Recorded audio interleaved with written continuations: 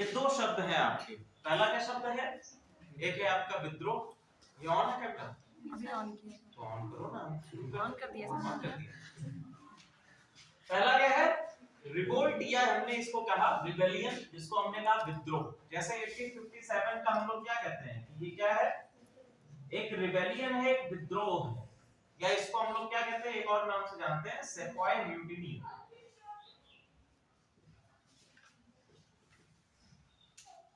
हिंदी में कहें तो क्या कहते हैं? सैन्य विद्रोह भी कहते हैं।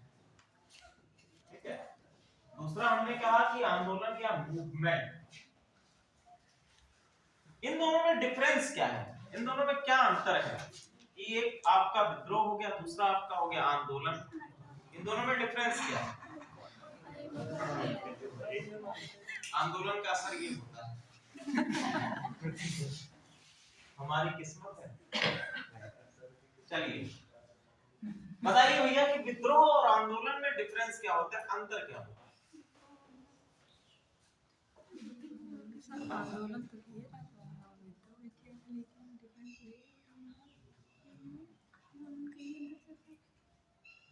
आंदोलन तो कई दिनों से नहीं किया था। और आंदोलन में हिंसा नहीं हो सकती है। शांतिपूर्वक थोड़ा सा प्रदर्शन के अकॉर्डिंग होता है। विद्रोह आंदोलन गैर हिंसात्मक होता है या अहिंसात्मक होता है?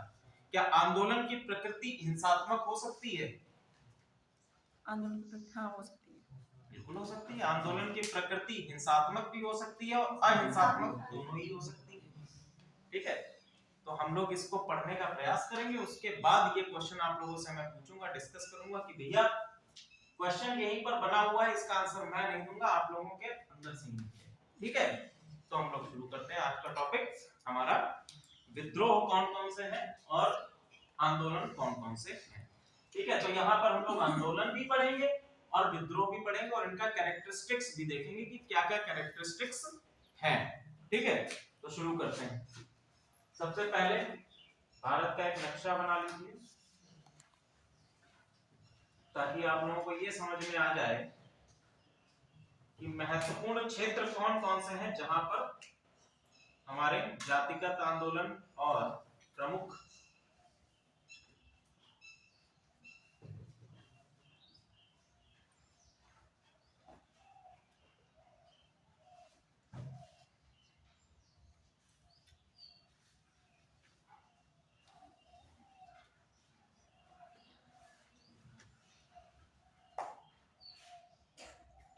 ये हमारा प्यारा भारत है।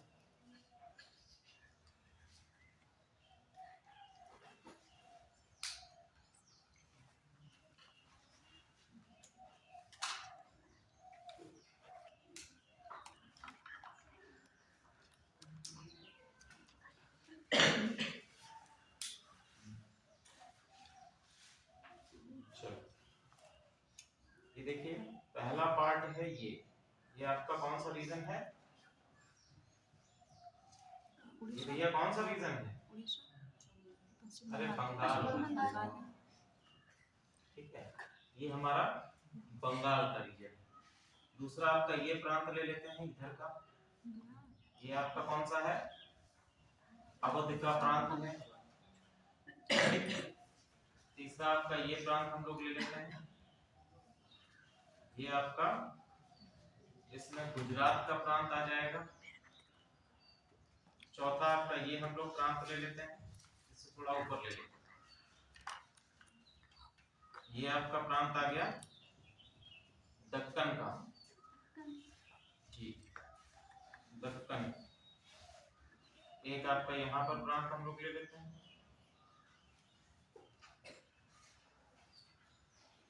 ये आपका दक्षिण का आ जाएगा, जिसमें हम लोग केरल को भी शामिल कर लेंगे। केरल बेसिकली आपका यहाँ से स्टार्ट होता है इधर साइड, केरल का प्रांत हो गया। ओके, अब हम लोग देखते हैं कि महत्वपूर्ण आंदोलन। देखो आंदोलनों के बारे में हमने कल आपको बताया था, विद्रोहों के बारे में हमको कल आपको बताया था कि प्रकृति किस प्रकार की है। विद्रोह बेसिकली अगर हम लोग इसको डिवीजन करें तो कल मैंने आपको 2 डिवीजन बताए, आज हम आपको तीसरा डिवीजन भी बता देते हैं। एक आपका पर्टिकुलर हम लोग डिवीजन करेंगे जो आपके कृषक विद्रोह होंगे, जिनका मेन मोटो एग्रीगेरियन या हम कह सकते हैं कृषि आधारित होगा, ठीक है, या हम जो जिनको कहते हैं पीजेंट मूवमेंट या पीजेंट रिवोल्ट्स, जो कि बेसिकली किसानों के द्वारा किए गए। ओके, इसमें लीडरशिप भी आपको किसानों की देखने को मिलेगी। दूसरा है आपका जनजातीय विद्रोह,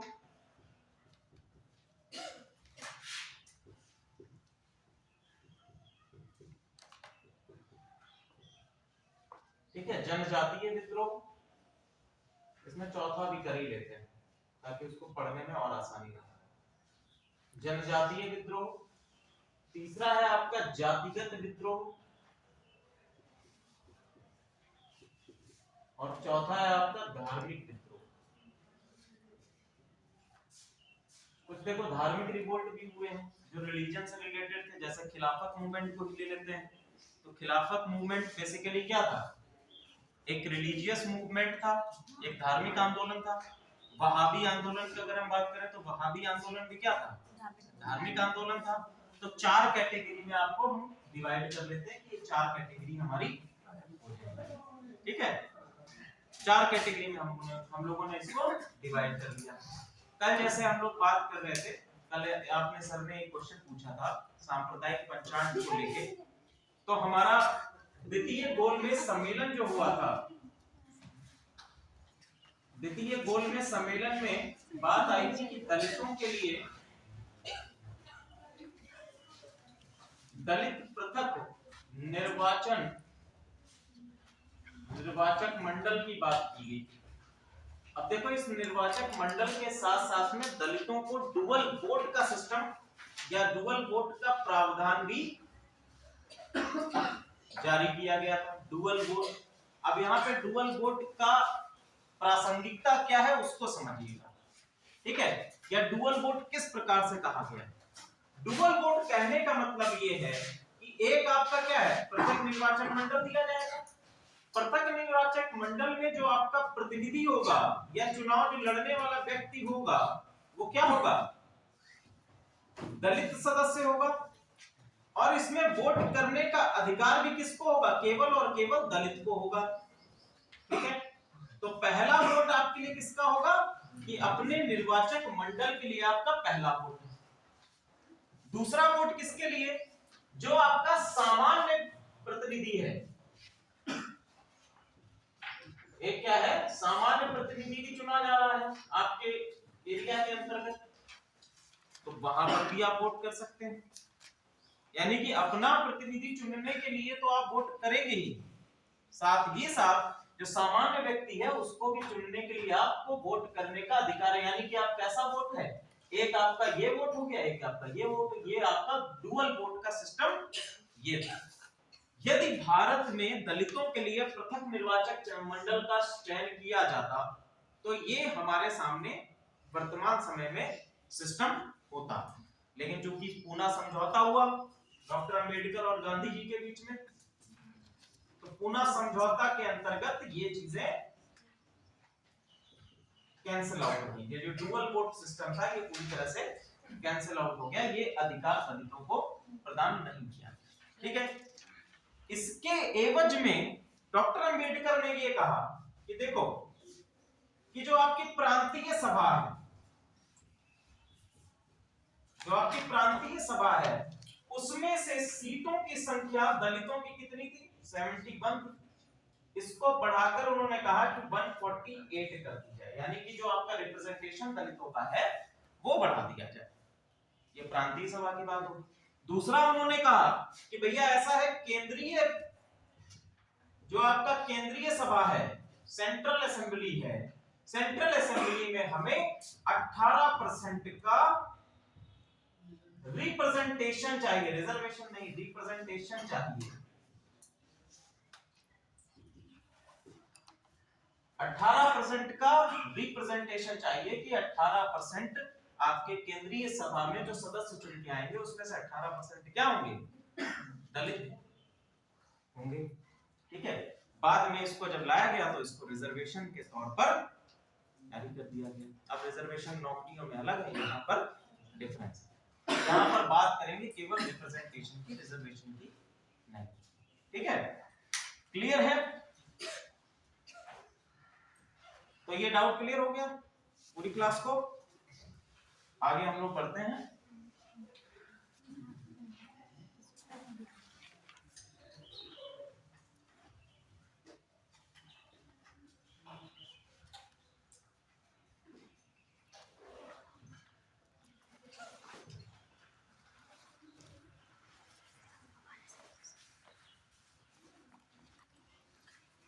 ठीक, तो हम लोगों ने 4 पार्ट्स में इसको डिवाइड कर रखा है। कौन कौन से पार्ट्स हैं? पहले है आपका कृषक विद्रोह, दूसरा है आपका जनजातीय विद्रोह, तीसरा है आपका जातिगत और चौथा है आपका धार्मिक। ठीक है, धार्मिक विद्रोह जैसे कि हमारा आपका अभी मैंने बताया कि आपका वहाबी आंदोलन है, खिलाफत मूवमेंट है, ये सभी किससे जुड़े हुए हैं? आपके रिलीजियस मूवमेंट से जुड़े हुए हैं। ठीक है, अब हम लोग बात करते हैं टाइमलाइन के अकॉर्डिंग, इस समय के अकॉर्डिंग कौन कौन से, कल मैंने आप लोगों को एक ओवरव्यू भी दिया था। समय के अकॉर्डिंग हम लोग देखें तो एक टाइमलाइन हम लोगों ने खींची थी। 1857 को हम लोगों ने मिडिल में लिया था। यहाँ पर हम लोगों ने 1915 को लिया था, जिसमें हम लोगों ने गांधी एरा या गांधी काल, गांधीयन एरा, इसको ले लिया था। और यहाँ हम लोगों ने स्टार्टिंग करी थी 1783 से, या सिंपल हम लोग कह सकते हैं कि प्री पीजेंट्स मूवमेंट या प्रारंभिक कृषक आंदोलन।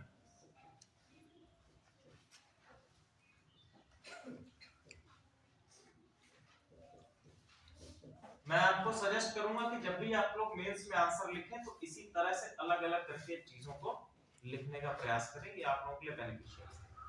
ठीक है, अब देखो पूर्व किसान आंदोलन जो आपके प्रारंभिक किसान आंदोलन है, इसमें कौन कौन से आंदोलन होंगे? जैसे आपका रंगपुर का आंदोलन है, रंगपुर विद्रोह। ठीक है, ध्यान रखिएगा अभी भी आंदोलनों की बात नहीं हो रही है, अभी भी हम इनको किसका नाम दे रहे हैं? विद्रोहों का नाम दे रहे हैं। क्या है? विद्रोह।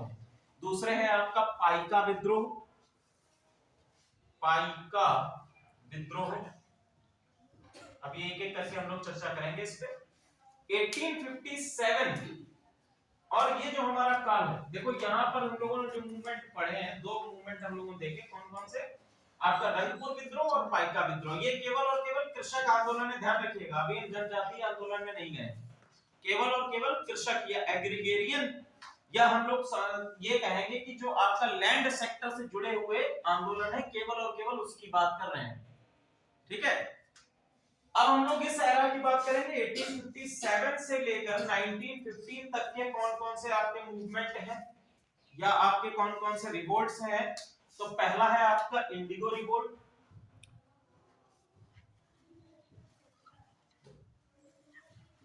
इंडिगो रिवोल्ट या जिसको हम लोग कहते हैं नील विद्रोह। ध्यान रखिएगा, ये अभी नील विद्रोह है, सत्याग्रह नहीं है। सत्याग्रह आपका 1916 में होता है, चंपारण वाला। ठीक है, अभी ये क्या है? नील विद्रोह है, और अभी ये बिहार में भी है। ये किस प्रांत में है? ये आपका बंगाल के प्रांत में होगा। ठीक है, इंडिगो रिवोल्ट के बाद हम लोग देखते हैं अगला आपका पावना विद्रोह।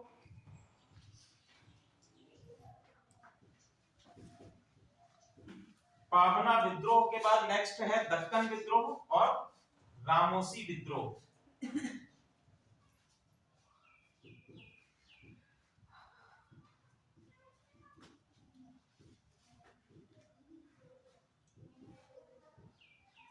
ठीक है, यहां तक क्लियर सारी चीजें हैं।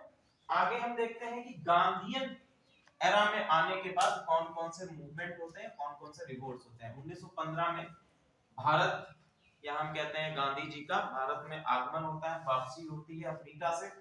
अफ्रीका में सत्याग्रह का अच्छा सा प्रयोग करके भारत में गांधी जी आए थे। तो उसके बाद जो है राजकुमार शुक्ला जी ने सबसे पहली बार भारत में चंपारण के क्षेत्र में गांधी जी को बुलाया कि यहाँ पर आके देखिए क्या समस्याएं हैं लोगों की।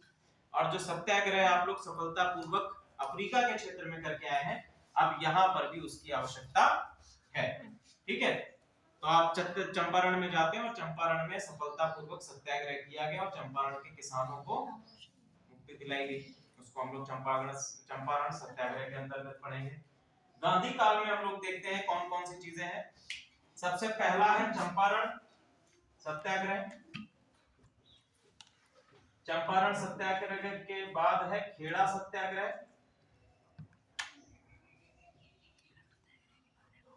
खेड़ा के बाद नेक्स्ट है आपका किसान सभा। किसान सभा के अंतर्गत हम लोग देखेंगे अवध किसान सभा को भी। एका आंदोलन, एका आंदोलन के बाद नेक्स्ट है आपका मोपला विद्रोह।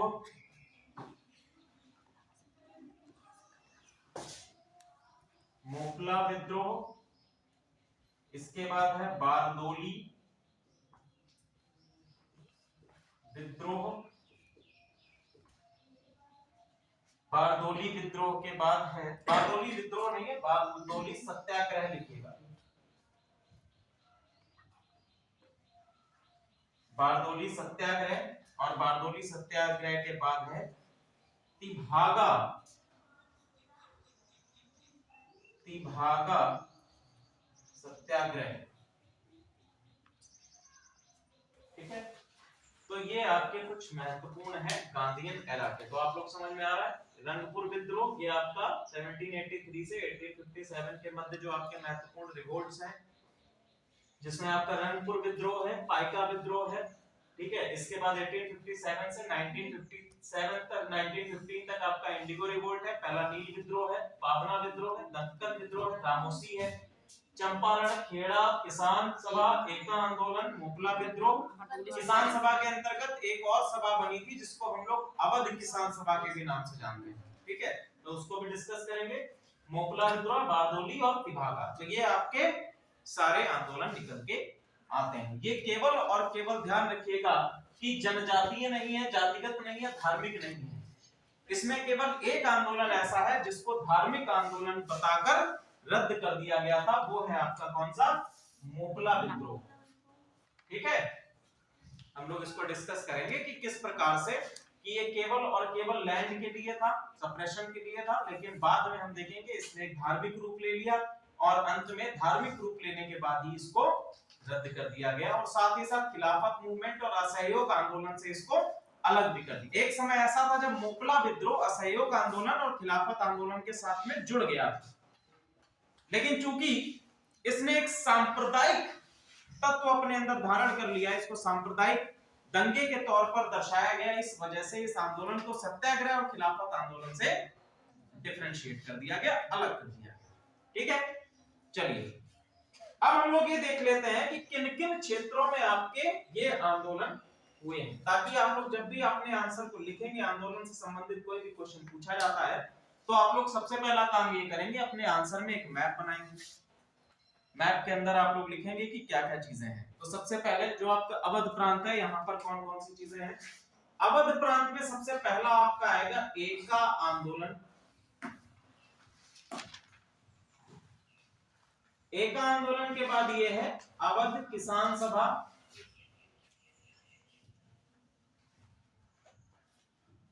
अवध किसान सभा के बाद आपकी है किसान सभा, या किसान सभा ऊपर लिख सकते हैं, अवध किसान सभा इसके नीचे। यहां पर जस्ट इसके नीचे, यहां पर अगर हम देखेंगे मैप में आप लोग और अच्छी तरह से बता पाएंगे, तो है चंपारण सत्याग्रह। ये आपका बिहार के क्षेत्र में, चंपारण कहाँ है, बिहार में। बिहार में, तो आप बिहार के क्षेत्र में लिख देंगे कि यहाँ पर भैया चंपारण हुआ था। क्लियर है, ठीक है। चंपारण के बाद हम लोग बात करते हैं रंगपुर, तिभागा और इंडिगो रिवोल्ट। पहला क्या है आपका रंगपुर विद्रोह, दूसरा है आपका तिभागा सत्याग्रह और तीसरा है आपका नील विद्रोह। ये भैया का इस रीजन में हो रहे हैं, बंगाल, बंगाल के रीजन में हो रहा है, तो यहाँ पर बंगाल आ गया। उड़ीसा के क्षेत्र में, यहाँ पर आप उड़ीसा थोड़ा सा ऊपर है वैसे तो, लेकिन आप जनरल उसके लिए देख लीजिए कि उड़ीसा का क्षेत्र है, यहाँ पर आपका हो रहा है पाइका विद्रोह।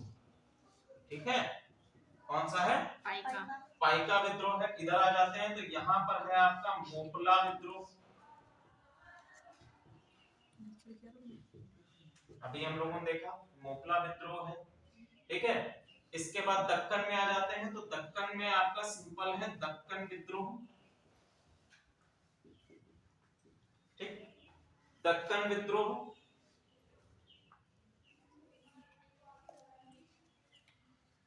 गुजरात के क्षेत्र में आपका पहला अहमदाबाद मील विद्रोह, लेकिन वो बेसिकली इससे किसान विद्रोह के अंतर्गत नहीं है, फिर भी आप लोग लिख सकते हैं अहमदाबाद मील विद्रोह। और अहमदाबाद मील विद्रोह के बाद है आपका खेड़ा आंदोलन या खेड़ा सत्याग्रह। ठीक है, मध्य प्रदेश के इस रीजन में आप लोगों को दो और आंदोलन देखने को मिलेंगे। एक है आपका इस रीजन में बारदोली सत्याग्रह,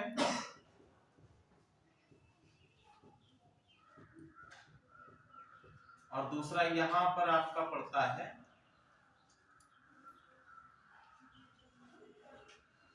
पाबना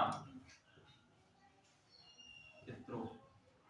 ठीक है, तो देखो भैया, जब आप अपने आंसर में, मेंस के आंसर में ये मैप बना देंगे तो उसके बाद एग्जामिनर कॉपी चेक करने के लिए आपका आंसर पढ़ेगा ही, क्योंकि उसको ये अंदाजा लग जाएगा कि आपने अपने आंसर में सारी चीजों को ऑलरेडी क्या कर रखा है, लिख रखा है। कहानी सबको पता होती है, लेकिन जब आपने एग्जैक्ट चीजों को बता दिया, it means that you have the proper knowledge about the concept. ठीक है, और कंसेप्चुअल नॉलेज ही आपका एग्जामिनर देखता है। समझ में आ गया यहाँ तक?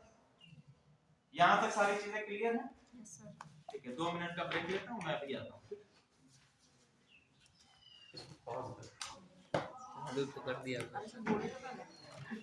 यहाँ तक सारी चीजें क्लियर है सभी लोगों को? कोई यहाँ पे डाउट है? चलिए, ठीक है, तो हम लोगों ने क्या कर लिया, पहला तो क्लासिफिकेशन कर लिया मूवमेंट का, जो आपके डिफरेंट विद्रोह और आंदोलन हुए उनका क्लासिफिकेशन हमने देखा कि किन किन चीजों में हुआ है, किस किस आधार पे हमने किया कि कृषकों द्वारा किया गया तो पीजेंट मूवमेंट। ठीक है, जनजातीय हो गया, जनजातीय या ट्राइबल्स के द्वारा किया गया तो जनजातीय हो गया। अगर जातिगत है, ठीक है, डिफरेंस आपके जाति जितनी जातियां हैं, जैसे दलित विद्रोह आप लोग पढ़ेंगे कि कई सारे आएंगे तो उसके अंतर्गत है। धार्मिक विद्रोह धर्म के आधार पर हो रहे हैं तो उसको हम लोगों ने धार्मिक विद्रोह के अंदर क्लासिफाई कर लिया है।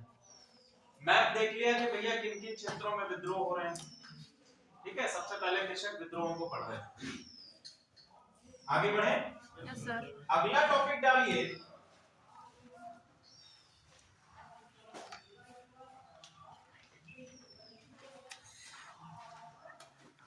Comparison of the movements between 19th और 20th सेंचुरी, या हिंदी में इसको लिखिए 19वीं तथा 20वीं शताब्दी के विद्रोहों एवं आंदोलनों का तुलना, आंदोलनों की तुलना या आंदोलनों की प्रकृति की तुलना।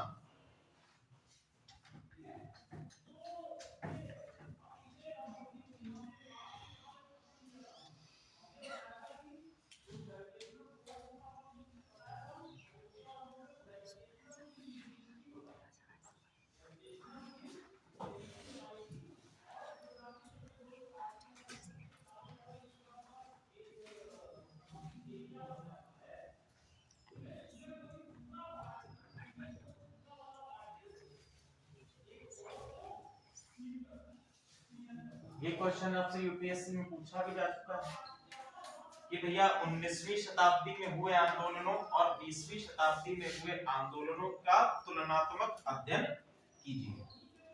ठीक है, ये क्वेश्चन आपसे मेंस में पूछा जा चुका है, ऑप्शनल। ठीक है, हिस्ट्री ऑप्शनल में ये क्वेश्चन पूछा जा चुका है, तो इसकी संभावना बन जाती है कि आगे उसी हिसाब से हम लोग अध्ययन कर रहे हैं कि भैया एग्जामिनेशन पर्सपेक्टिव से ही अध्ययन करते हुए चल रहे हैं। क्या इसमें है चीजें? तो इसको एक काम करो, सबसे पहले कॉलम बना लो इस प्रकार से। पहला कॉलम में आप लोग लिखेंगे कैरेक्टरिस्टिक्स, या हिंदी में क्या कहेंगे कैरेक्टरिस्टिक्स को? विशेषताएं। ठीक है, विशेषताएं, कैरेक्टरिस्टिक्स।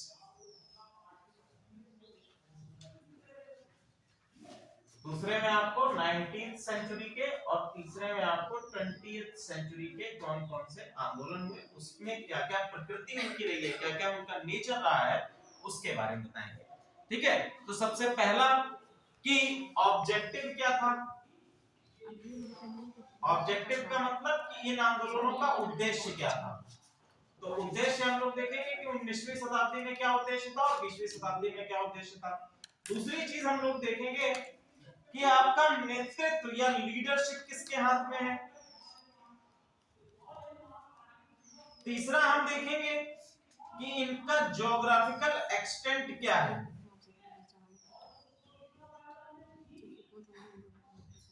ज्योग्राफिकल एक्सटेंट या सीधे सीधे बोलेंगे कि किन भौगोलिक क्षेत्रों में इनका फैलाव है।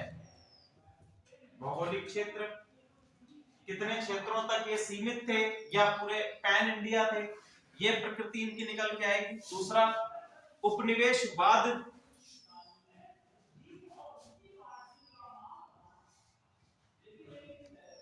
उपनिवेशवाद, और अंतिम है आपका औपचारिक संस्थान,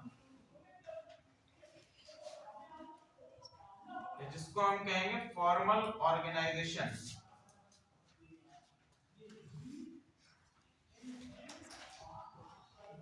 फॉर्मल ऑर्गेनाइजेशन। ठीक है, तो इनके आधार पर हम क्या करेंगे, अपने 19वीं शताब्दी और 20वीं शताब्दी के हुए आंदोलनों और विद्रोहों का तुलनात्मक अध्ययन करेंगे। तो अगर 19वीं शताब्दी के जितने भी आपके मूवमेंट्स या फिर आपके रिवोल्ट्स हैं, उनको अगर हम देखें तो उनका उद्देश्य क्या था। इनका केवल और केवल उद्देश्य था अपने आर्थिक लक्ष्यों की पूर्ति करना। क्या उद्देश्य था? आर्थिक लक्ष्यों की पूर्ति।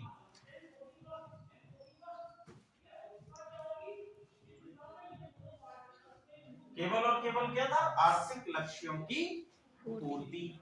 आर्थिक लक्ष्यों की पूर्ति से क्या मतलब है? ऐसे बोल दिया हमने कि भैया आर्थिक लक्ष्यों की पूर्ति था, तो क्या मतलब है इसका? अब देखो, इस काल में जितने भी आप विद्रोह देखेंगे, उनका सिंपल और सिंपल ये मैनर था कि या तो ये किसके लिए हो रहे थे, जमींदारों के खिलाफ हो रहे थे, या तो ये किस पे हो रहे थे, टैक्स के लिए हो रहे थे, या भूमि कर है, लगान है। ठीक है, आगे हम लोग देखेंगे कि आपके किराएदारी के लिए हो रहे थे। कुछ आंदोलन ऐसे हैं जहां पर किराएदार है, उसके जैसे दक्कन का आंदोलन है, वहां पर किराएदारी के लिए हो रहे थे कि उनसे रेंट ज्यादा वसूला जा रहा था। आपके मारवाड़ी और जो आपके साहूकार हैं, उनके द्वारा रेंट जो है, किराया अधिक वसूला जा रहा था, तो आर्थिक लक्ष्यों की पूर्ति थी। या किसान जो है, फसल ना होने के कारण आपका लगान चुकाने में असमर्थ है, तो उसके लिए आंदोलन हो रहा है। दूसरा चीज अगर हम देखें, लीडरशिप की बात करें, अच्छा इसको 20th सेंचुरी में हम लोग बात कर रहे हैं, तो यहाँ पर हम देखते हैं 19वीं शताब्दी का आंदोलन किसके लिए है? आर्थिक लक्ष्यों की पूर्ति के लिए है। जबकि 20वीं शताब्दी तक आते आते अब तक क्या हो चुका था? राष्ट्रवाद की भावना भारत में आ चुकी थी।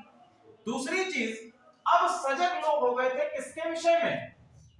उपनिवेशवाद के विषय में, या हम लोग सिंपल कह सकते हैं किसके विषय में? औपनिवेशिक शासन के विषय में लोग सजग हो चुके थे। औपनिवेशिक शासन के विषय में लोग सजग हो चुके थे। भारत में आईएनसी की स्थापना हो चुकी थी, सीपीआई की स्थापना हो चुकी थी, communist party of India CPI की स्थापना हो चुकी थी, जिन्होंने भारत में राष्ट्रवाद को फैलाया।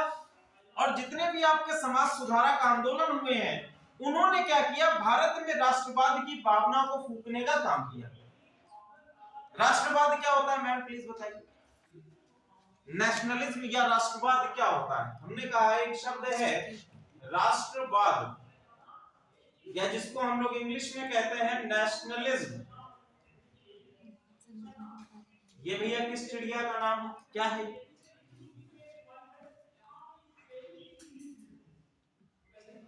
नहीं पता, आप बताइए। नहीं पता? तो जब अगर कोई डाउट होता है तो आप लोग क्लास में पूछते क्यों नहीं हो कि सर आप राष्ट्रवाद शब्द बोल रहे हो, इसका अर्थ क्या है?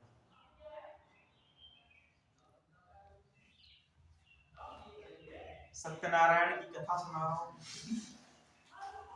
कि हम चुपचाप सुन लेंगे, यहां से चले जाएंगे, ठीक है, और बाद में कि भैया हमने कह दिया कि 20वीं शताब्दी में भारत में राष्ट्रवाद आ चुका था। अब ये राष्ट्रवाद नाम का कौन सा जानवर है जो भारत में आ चुका था और भारतीयों को जिसने स्वतंत्रता प्राप्ति के लिए प्रेरित भी किया? क्या ये गांधी जी के साथ में आया था? या फिर किस प्रकार से राष्ट्रवाद की भावना भारत में एंटर करती है और राष्ट्रवाद का उदय कहां से देखने को मिलता है? तो मेन इसका पहले चीज तो ये समझिए कि राष्ट्रवाद होता क्या है। चलो बताओ राष्ट्रवाद क्या होता है? एमए करे हो, हिस्ट्री से राष्ट्रवाद नहीं पता है क्या होता है? बताओ, जो भी आता है वो बताओ, गलत बताओ सही बताओ। यहाँ कोई कोड़ा लेके थोड़ी ना बैठा हुआ है कि नहीं है तो चाबुक धरी है, चलने दो। बताइए।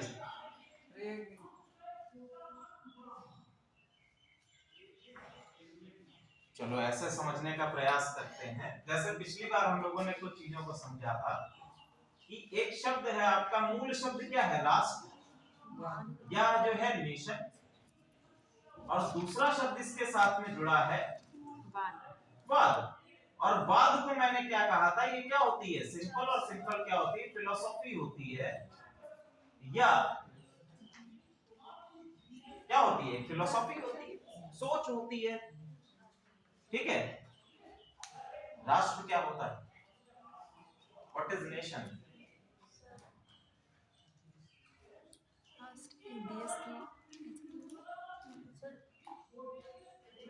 अगर यूपीएससी में इंटरव्यू में आपसे पूछ दिया जाए कि बताओ राष्ट्र क्या होता है, व्हाट इज नेशन? आप एक राष्ट्र के निवासी हो, एक देश के निवासी हो, भारत देश के, तो बताओ भाई राष्ट्र क्या होता है, एक देश क्या होता है? आप किसको बताएंगे कि ये देश है, ये राष्ट्र है? देश की विचारधारा ज्यादा प्रभावित जिस लड़ाई हो रही थी उसको राष्ट्रवाद मतलब भारतीय लोगों की विचारधारा। वेरी गुड, ठीक है, सर अच्छा ये प्रयास। कहते हैं कि हाँ, जिसकी अपनी संस्कृति, जिसकी अपनी संस्कृति हो, वेरी गुड। राष्ट्र क्या है? कि जिसकी अपनी क्या हो? एक संस्कृति हो, और संस्कृति भी कैसी हो? एक ऐकिक संस्कृति हो, यानी कि एकता में अनेकता का जो विधान है। देखो कोई भी राष्ट्र अपने आप में कैसा नहीं होता है, सिंगुलर नहीं होता है, उसमें क्या होता है? डाइवर्सिटीज होती हैं, और डाइवर्सिटीज ही यूनिटी का पार्ट बनती है, तभी तो राष्ट्र का निर्माण होता है। तो पहला चीज क्या आ गया कि संस्कृति के विषय में डाइवर्सिटीज होते हुए भी क्या हो?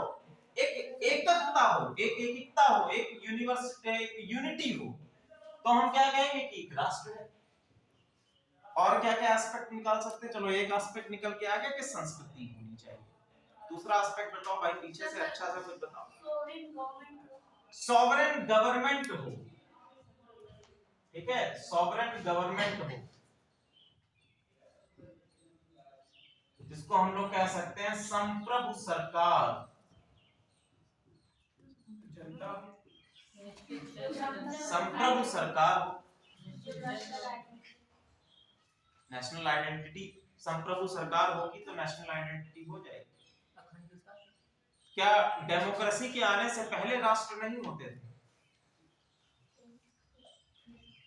है ना? तो ये तो हम लोग कह देंगे कि संप्रभु सरकार का कंसेप्ट तो डेमोक्रेसी के बाद आया है ना। जब डेमोक्रेसी आई है उसके बाद संप्रभु सरकार का कंसेप्ट आया। तो संप्रभु सरकार बिल्कुल सही आपने कहा है, लेकिन इसको कहने का तरीका बदल दीजिए कि हम क्या कह सकते हैं कि राजनीतिक एकीकरण होना चाहिए। क्या होना चाहिए? राजनीतिक एकीकरण होना चाहिए। ऐसा ना हो कि हमारा देश क्या हो, कई सारे छोटे छोटे प्रांतों में क्या है, बटा हुआ है। तो अगर प्रांतीय सत्ताओं में देश डिवाइडेड है तो हम उसको राष्ट्र नहीं कह सकते हैं। क्या होना चाहिए? किस आपका राजनीतिक एकीकरण या आपकी पॉलिटिकल यूनिटी भी इस्टेब्लिश होनी चाहिए।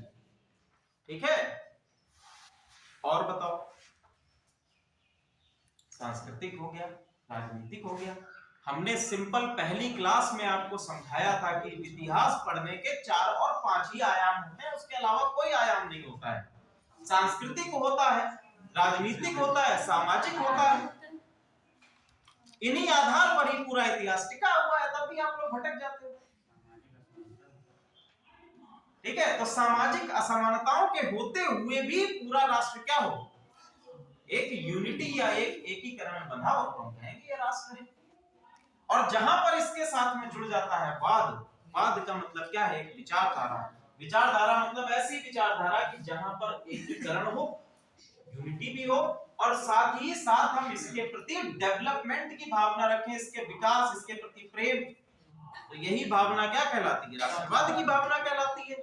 सबसे पहले कहां आई? फ्रांस में आई, यूरोप में आई। और उसी के विषय के बाद हम देखते हैं कि 1789 में सबसे पहली क्रांति होती है। कहां पर? फ्रांस में क्रांति होती है, फ्रांसीसी क्रांति जिसको हम लोग पढ़ते हैं। इसके बाद रशियन क्रांति पढ़ते हैं, बोल्शेविक क्रांति पढ़ते हैं, उसके बाद ही तो क्रांतियों की शुरुआत होती है। ठीक है, 1857 का आपका इंडिया का में रिवोल्ट होता है। ये तो सब है तो उसी के कुचलने ही। फिर धीरे धीरे ये यूरोप में लोग अध्ययन करके आते हैं, भारत के लोग हैं वो यूरोप में अध्ययन करके आते हैं, वहां से एक राष्ट्रवाद की भावना लेकर आते हैं, वहां से यूरोप से यहाँ आई। गांधी जी अफ्रीका से आए, वो यहाँ पर सत्याग्रह को लेकर आए, उन्होंने जो है फिर औपनिवेशिक शासन को उखाड़ने की बात करी। तो यही तो है कि आपके 20th सेंचुरी में क्या था? 20th सेंचुरी के जितने भी मूवमेंट देखेंगे वो किसके खिलाफ हैं? औपनिवेशिक शासन के खिलाफ हैं। और ये किसके कारण हुआ? राष्ट्रवाद के उदय के कारण ऐसा हो सका। बाकी इससे पहले के जितने भी विद्रोह देखेंगे वो सभी विद्रोह कैसे थे? केवल और केवल आर्थिक लक्ष्यों की पूर्ति के लिए थे। और ये औपनिवेशिक शासन के विरुद्ध ना होकर केवल और केवल जमींदारों, इजारेदारों या फिर शोषण करने वाले जो इमीडिएट एनिमी है उनके विरुद्ध थे। क्लियर है? यहां तक ये कंसेप्ट समझ में आया? ठीक है, तो यहां पर आप सिंपल लिखेंगे इसके विरुद्ध है, औपनिवेशिक शासन के विरुद्ध।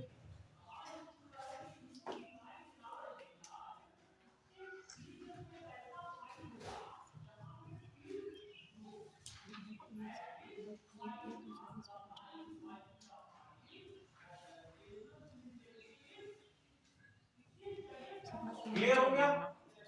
पहला ऑब्जेक्टिव समझ में आया, यहाँ पर क्या आर्थिक लक्ष्य की पूर्ति, दूसरा क्या है? औपनिवेशिक शासन के विरुद्ध है। ठीक है, यहाँ से भैया एक और क्वेश्चन निकल के आता है, जिन लोगों को पता है बोर होंगे, जिन लोगों को नहीं पता है वो बताएंगे।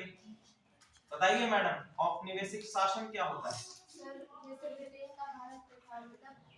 उदाहरण मत बताओ, परिभाषा बताओ। जब एक देश दूसरे देश पे अधिकार कर लेता है। मतलब कि जो ब्रिटिश सरकार थी वो कह रही थी कि भारत पे शासन किए हुए थे, मतलब कह रही थी कि शासन उनका है, बाकी जो मतलब आर्थिक चीजें हैं जो भी है वो उनके हिसाब से होगा।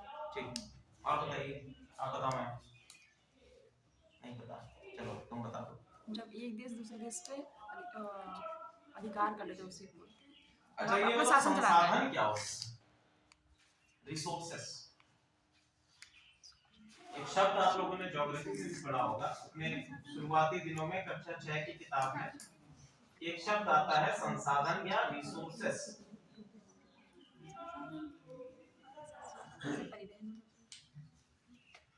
बताओ बेटा, रिसोर्सेस क्या होते हैं, संसाधन क्या होते हैं? अपना पेन ऐसे ऊपर हवा में उठाओ, उठाओ उसको ऐसे हवा में उठाओ, हवा में ऊपर की ओर। क्या ये पेन तुम्हारे लिए एक संसाधन है? क्यों है ये संसाधन? इससे पढ़ाई करते इससे पढ़ाई कर सकते हैं। और पढ़ाई क्या है, आपकी आवश्यकता है। तो कोई भी ऐसी कमोडिटी या कोई भी ऐसी वस्तु जिससे हम अपनी आवश्यकताओं की पूर्ति कर सकते हैं, वो क्या कहलाती है, संसाधन कहलाती है। ठीक है। और औपनिवेशिक शासन में केवल और केवल दोहन करना होता है किसका, दूसरे देश के संसाधन का। ठीक है। तो औपनिवेशिक शासन जब हम लोग समझते हैं तो सिंपल मतलब क्या है कि एक देश है ए, दूसरा देश है बी, और अगर एक देश दूसरे देश पर अपना आधिपत्य स्थापित कर दूसरे देश के रिसोर्सेज का अपने हित के लिए प्रयोग करता है, शोषण करता है, तो ऐसे शासन को क्या बोलते हैं, औपनिवेशिक शासन बोलते हैं। सिंपल है। अब इसमें एक देश क्या हो जाएगा, उपनिवेश हो जाएगा, इसकी कॉलोनी हो जाएगा, जिसको हम लोग कॉलोनियल रूल के भी नाम से जानते हैं, कि हमने आपको क्लास में बताया भी था, कॉलोनियल रूल। या और ये देश क्या हो जाएगा, कॉलोनी हो जाएगा। जैसे भारत जो है ब्रिटेन की कॉलोनी रहा। समझ में आया संसाधन क्या होता है, औपनिवेशिक शासन क्या होता है, समझ में आया? आप कोई डाउट है, क्लियर है? आगे चलो बढ़ते। अब हम लोग बात करेंगे कि नेतृत्व कौन कौन चीजें हैं। नेतृत्व की बात करें तो यहाँ पर सबसे पहले लीडरशिप जो है केवल और केवल कृषक नेता है, या फिर हम कहेंगे कि यहाँ पर नेतृत्व जो है वो कैसा है, इंडिविजुअल है। नेतृत्व आप कैसा देखेंगे, यहाँ पर कृषक नेता है, वो भी कैसे, इंडिविजुअल है, कोई पार्टी नहीं है। पार्टी का मतलब वो वाली पार्टी नहीं, ठीक है, पार्टी का मतलब कि इंडिविजुअल नेता। ठीक है, कोई पॉलिटिकल पार्टी या कोई राजनीतिक सभा आपकी नहीं है। जबकि 20वीं शताब्दी के अगर हम देखें तो यहाँ पर मोस्ट ऑफ द मूवमेंट जो है या तो वो कांग्रेस के द्वारा किए गए हैं, क्योंकि आईएनसी बन चुकी थी, और या तो किसके द्वारा किए गए, सीपीआई, या फिर यहाँ पर लीडर आपको मिलेंगे, कम्युनिस्ट लीडर मिलेंगे, कम्युनिस्ट नेता मिलेंगे। ठीक है, लीडरशिप आपकी रहेगी। ज्योग्राफिकल एक्सटेंट की यदि हम बात करें तो ज्योग्राफिकल एक्सटेंट में आप देखेंगे कि जितने भी आपके 19वीं शताब्दी के आंदोलन हैं वो कहां तक सीमित है, क्षेत्रीय स्तर या लोकल रीजन तक ही सीमित है, ये पैन इंडिया नहीं है। और यहाँ पर आप देखेंगे क्या है, ऑल इंडिया लेवल पर या संपूर्ण भारत पर इनका असर आपको देखने को मिलेगा। ठीक है, संपूर्ण भारत पर इसका असर देखने की, एक मूवमेंट हुआ तो वो किसी ना किसी बड़े मूवमेंट के साथ में जुड़ गया। जैसे मोपला विद्रोह की बात करें तो मोपला विद्रोह जैसे भी हुआ, मोपला विद्रोह तुरंत किससे जुड़ गया, असहयोग आंदोलन और खिलाफत मूवमेंट के साथ में जुड़ गया। हालांकि बाद में इसको जो है सांप्रदायिक दंगे के तौर पर देखा गया, तो गांधी जी ने कहा इसको हटाओ, अलग करो। ठीक है, चलो नेक्स्ट हम लोग बात करेंगे, अगला है उपनिवेशवाद की समझ। ठीक है, अगला क्या है, उपनिवेशवाद। तो यहाँ पर 19वीं शताब्दी में हम लोगों ने सिंपल कह दिया कि आर्थिक लक्ष्यों की पूर्ति करना था, कृषक नेता थे, क्षेत्रीय था, तो उपनिवेशवाद के बारे में कोई बात ही नहीं हुई। ठीक है, तो उपनिवेशवाद के बारे में कहें कि इनको उपनिवेशवाद से कोई भी लेना देना नहीं था, इन पर ये एप्लीकेबल ही नहीं है कि उपनिवेशवाद के समझ में, उपनिवेश के बारे में इन लोगों को कोई भी समझ नहीं। ठीक, अगर यहाँ हम लोग देखें 20वीं शताब्दी में देखें तो उपनिवेशवाद की भावना या उपनिवेशवाद या ब्रिटिश शासन से या ब्रिटिश उपनिवेशवाद से मुक्ति इनका प्रथम लक्ष्य था कि हमें किसी भी प्रकार से ब्रिटिश उपनिवेशवाद से क्या मिलना चाहिए, मुक्ति मिलनी चाहिए, स्वतंत्रता मिलनी चाहिए, आजादी मिलनी चाहिए। ठीक है, औपचारिक संस्थानों की बात करें तो यहाँ पर कोई भी आपके फॉर्मल ऑर्गेनाइजेशन फॉर्म नहीं किए गए थे। लीडरशिप में आप लोगों ने देखा भी, यहाँ पर कोई भी ऑर्गेनाइजेशन है, कोई ऑर्गेनाइजेशन नहीं है। यहाँ हम लोग बात करेंगे तो ऑर्गेनाइजेशंस आ चुकी हैं, जैसे आपका आईएनसी है, सीपीआई है, इसके साथ साथ आपकी किसान सभा है, अवध किसान सभा है,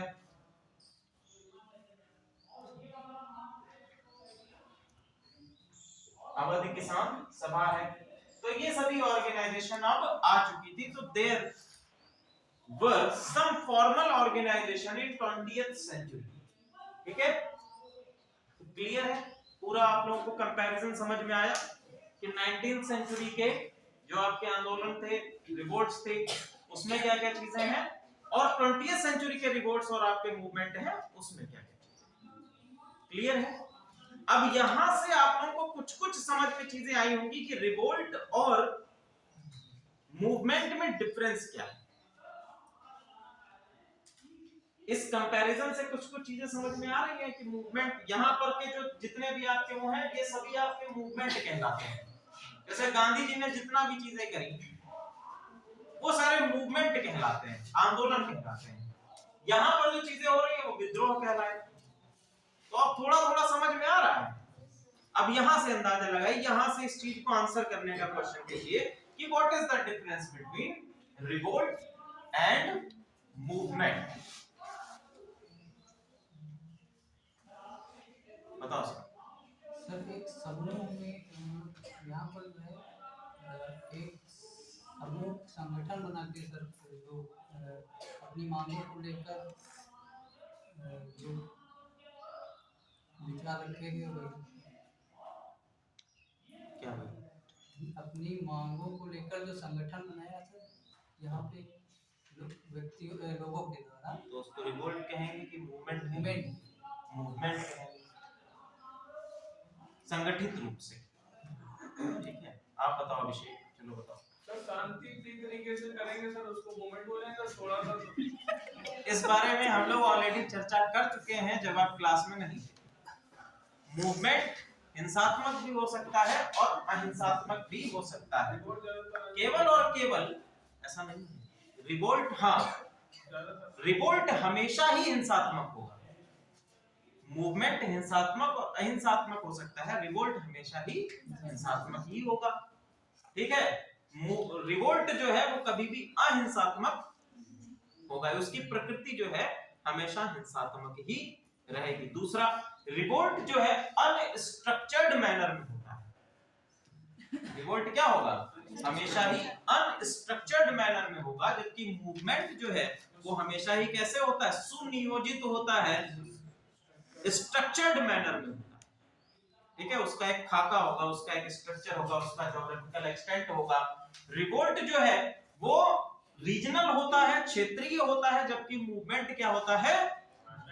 पैन इंडिया होता है। आपका भारत या पूरे एक बड़े क्षेत्र में लीडरशिप की बात करें तो लीडरशिप इंडिविजुअल होती है रिवोल्ट में, और आपका जो मूवमेंट होता है उसकी लीडरशिप इंडिविजुअल ना होकर पर्टिकुलर ऑर्गेनाइजेशन या संस्थात्मक होती है। क्लियर है?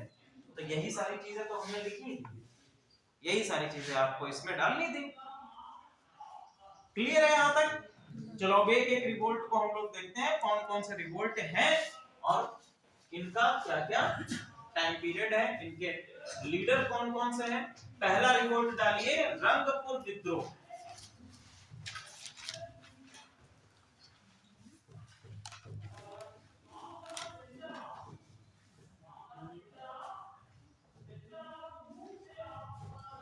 समझ में आ रहा है? कुछ ऊपर से तो नहीं जा रहा है?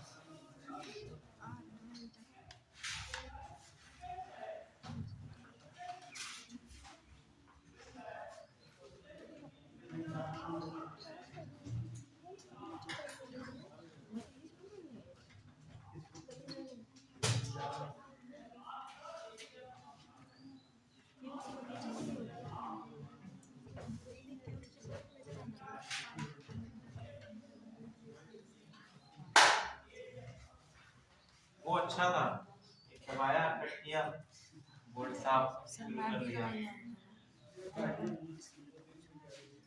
चलो भाई, पहला आपका महत्वपूर्ण रंगपुर विद्रोह।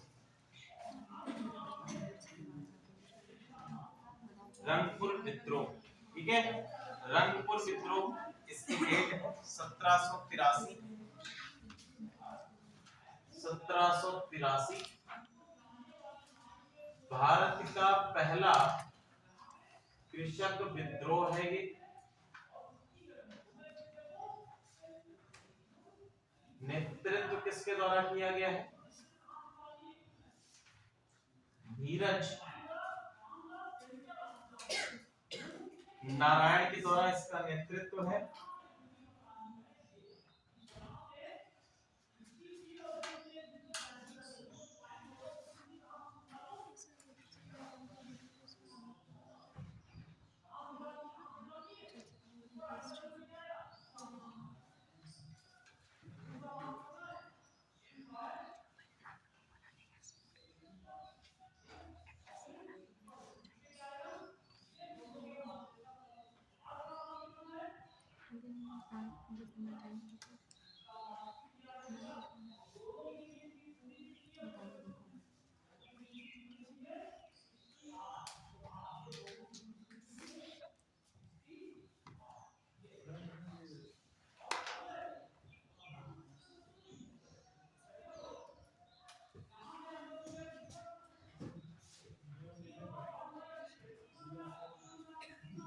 ठीक है, तो रंगपुर विद्रोह के जो इंपॉर्टेंट एस्पेक्ट है वो ये हैं कि पहला क्या है 1783 में हुआ, दूसरा ये भारत का पहला कृषक विद्रोह है, नेतृत्व इसका धीरज नारायण के द्वारा किया गया।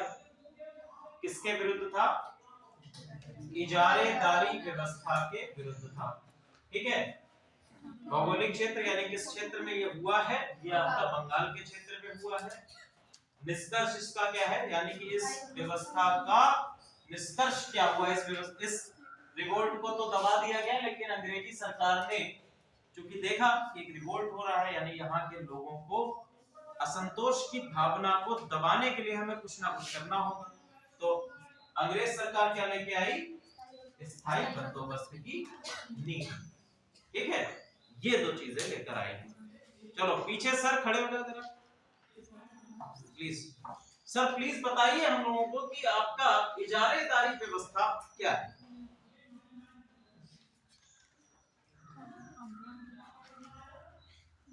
इजारेदारी सिस्टम क्लास में हम लोगों ने बात करी थी, इजारेदारी, रैयतवारी, ये सब बात हो चुकी है। ठीक है, प्रेजेंट थे ना आप क्लास में? चलो बताओ क्या है इजारेदारी व्यवस्था, क्या होती है?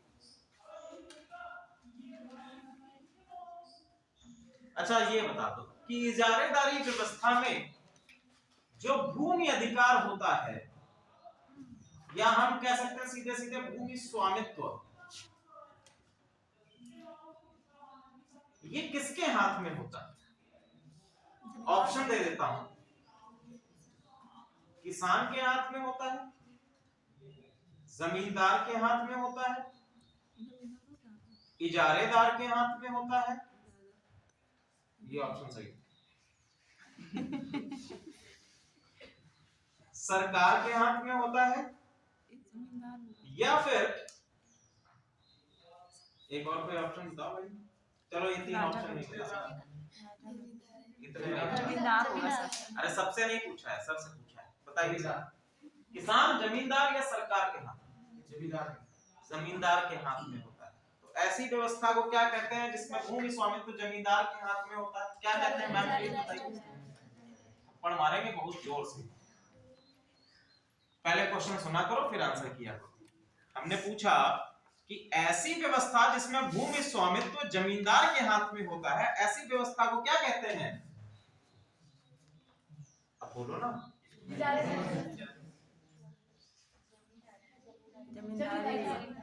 उसको जमींदारी बोलेंगे बेटा।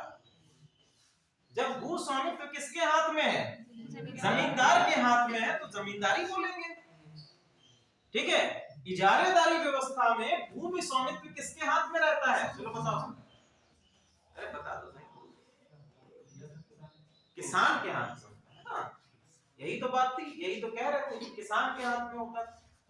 ठीक है, अब किसान के हाथ बैठे, अब किसान के हाथ में जब आपकी भूमि स्वामित्व है, तो कर डायरेक्टली किससे वसूला जाएगा? किसान से वसूला जाएगा। कर जो है या लगान जो है किससे वसूला जाएगा? किसान से वसूला जाएगा। तो अंग्रेजों ने क्या किया कि जो आपकी लगान की राशि थी उसको बढ़ा दिया, उसको क्या कर दिया, इंक्रीज कर दिया, क्योंकि इनका मेन मोटिव क्या था, लाभ कमाना, पैसा कमाना। पैसा कहां से, इनका मेन कहां से आएगा, लगान वसूलने से आएगा। अब इनको 1764 में आपके बक्सर के युद्ध के बाद बिहार, बंगाल और उड़ीसा की दीवानी भी मिल गई थी। तो इन्होंने क्या किया कि टैक्स वसूलना शुरू कर दिया। टैक्स वसूलने के लिए जारीदारी व्यवस्था को लेकर आए। जारीदारी व्यवस्था ने किसानों पर लगान जो है काफी मात्रा में बढ़ाया, जिसके कारण रंगपुर में विद्रोह हो गया। ठीक है, इसके बाद आई स्थायी बंदोबस्त की नीति। चलो सर बताओ, स्थायी बंदोबस्त की नीति क्या थी, इसको हम पढ़ चुके हैं, बताइए सर।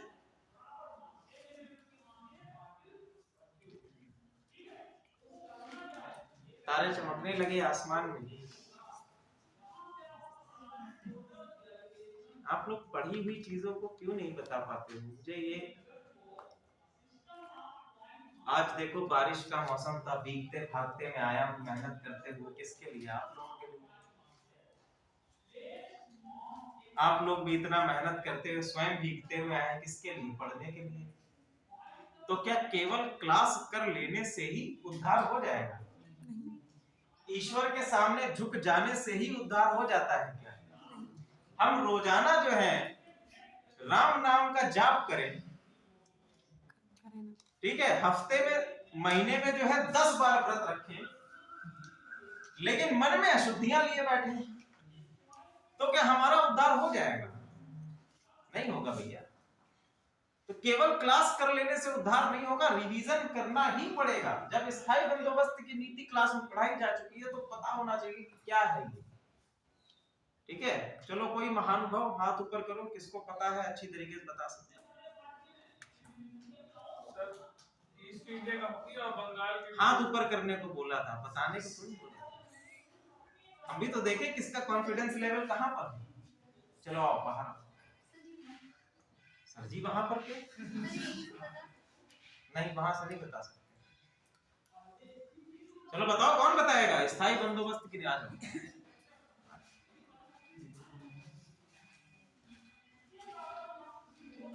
हाँ बताओ क्लास को, स्थायी बंदोबस्त की नीति क्या है।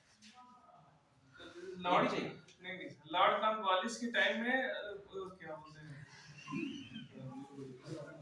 जो हंसेगा उसको बुला लेंगे फिर यहाँ पे।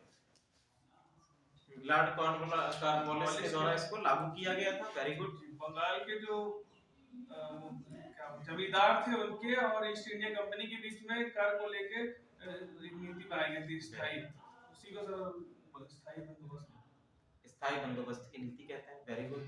ठीक है, इसके अंतर्गत प्रावधान क्या था, इसको स्थायी क्यों कहते हैं, ये बताएंगे क्लास को कि इसको स्थायी या परमानेंट क्यों बोल दिया गया। सर हम बता सकते हैं? बिल्कुल हाँ बता सकते।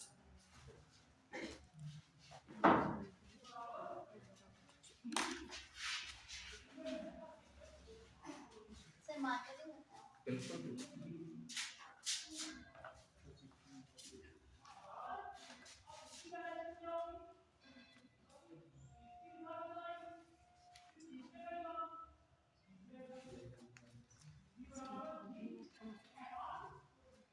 जैसे ये है आपका बंगाल का क्षेत्र, यहाँ पर जो है स्थायी बंदोबस्त व्यवस्था लाई गई थी।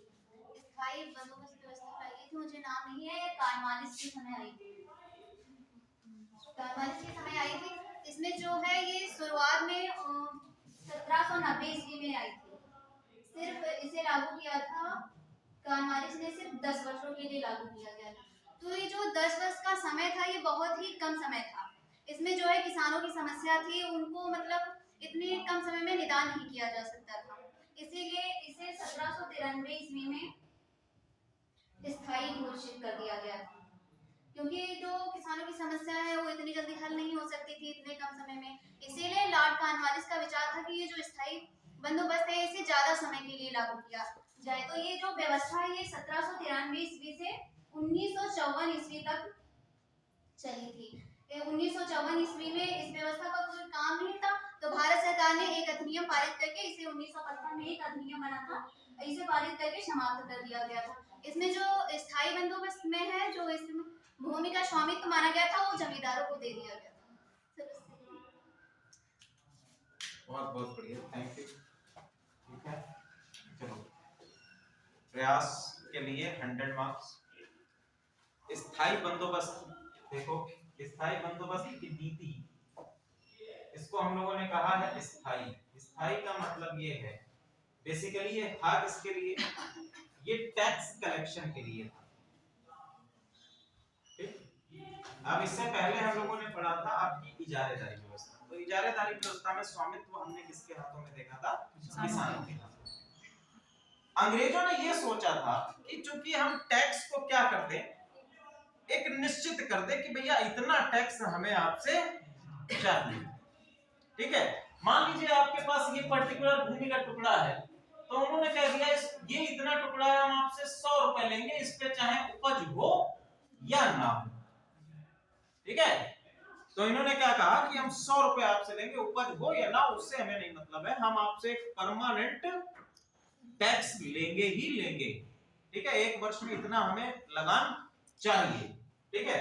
टैक्स कलेक्शन को स्थायी करना ही इसलिए इसको कहते हैं स्थायी बंदोबस्त की नीति, ठीक है। क्लियर है। आगे हम लोग बढ़ते हैं, बात करेंगे। तो स्थायी बंदोबस्त की नीति, रंगपुर विद्रोह के बाद स्थायी बंदोबस्त की नीति ने, रंगपुर विद्रोह के बाद हम देखते हैं कि रंगपुर विद्रोह ने स्थायी बंदोबस्त की नीति के लिए रास्ता तय किया, या रास्ता तैयार किया, एक पेवमेंट इसको देता है। अगला है नील विद्रोह, ठीक है।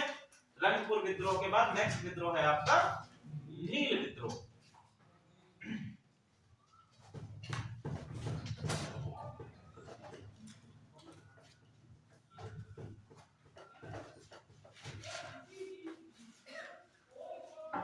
बेटा ये किस देश का नक्शा है? हमारा प्यारा भारत ऐसा भी नहीं दिखता है। चलिए बहुत अच्छा है।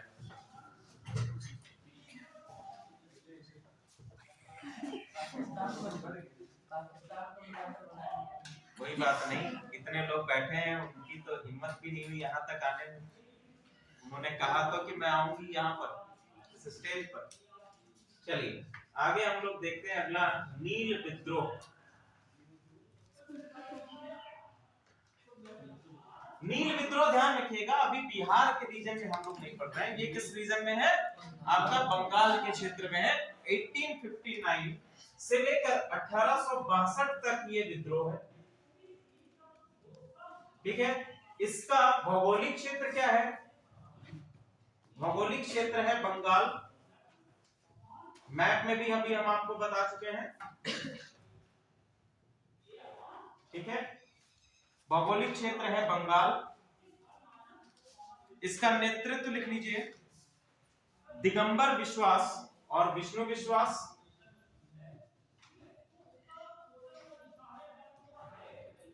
दिगंबर विश्वास और विष्णु विश्वास,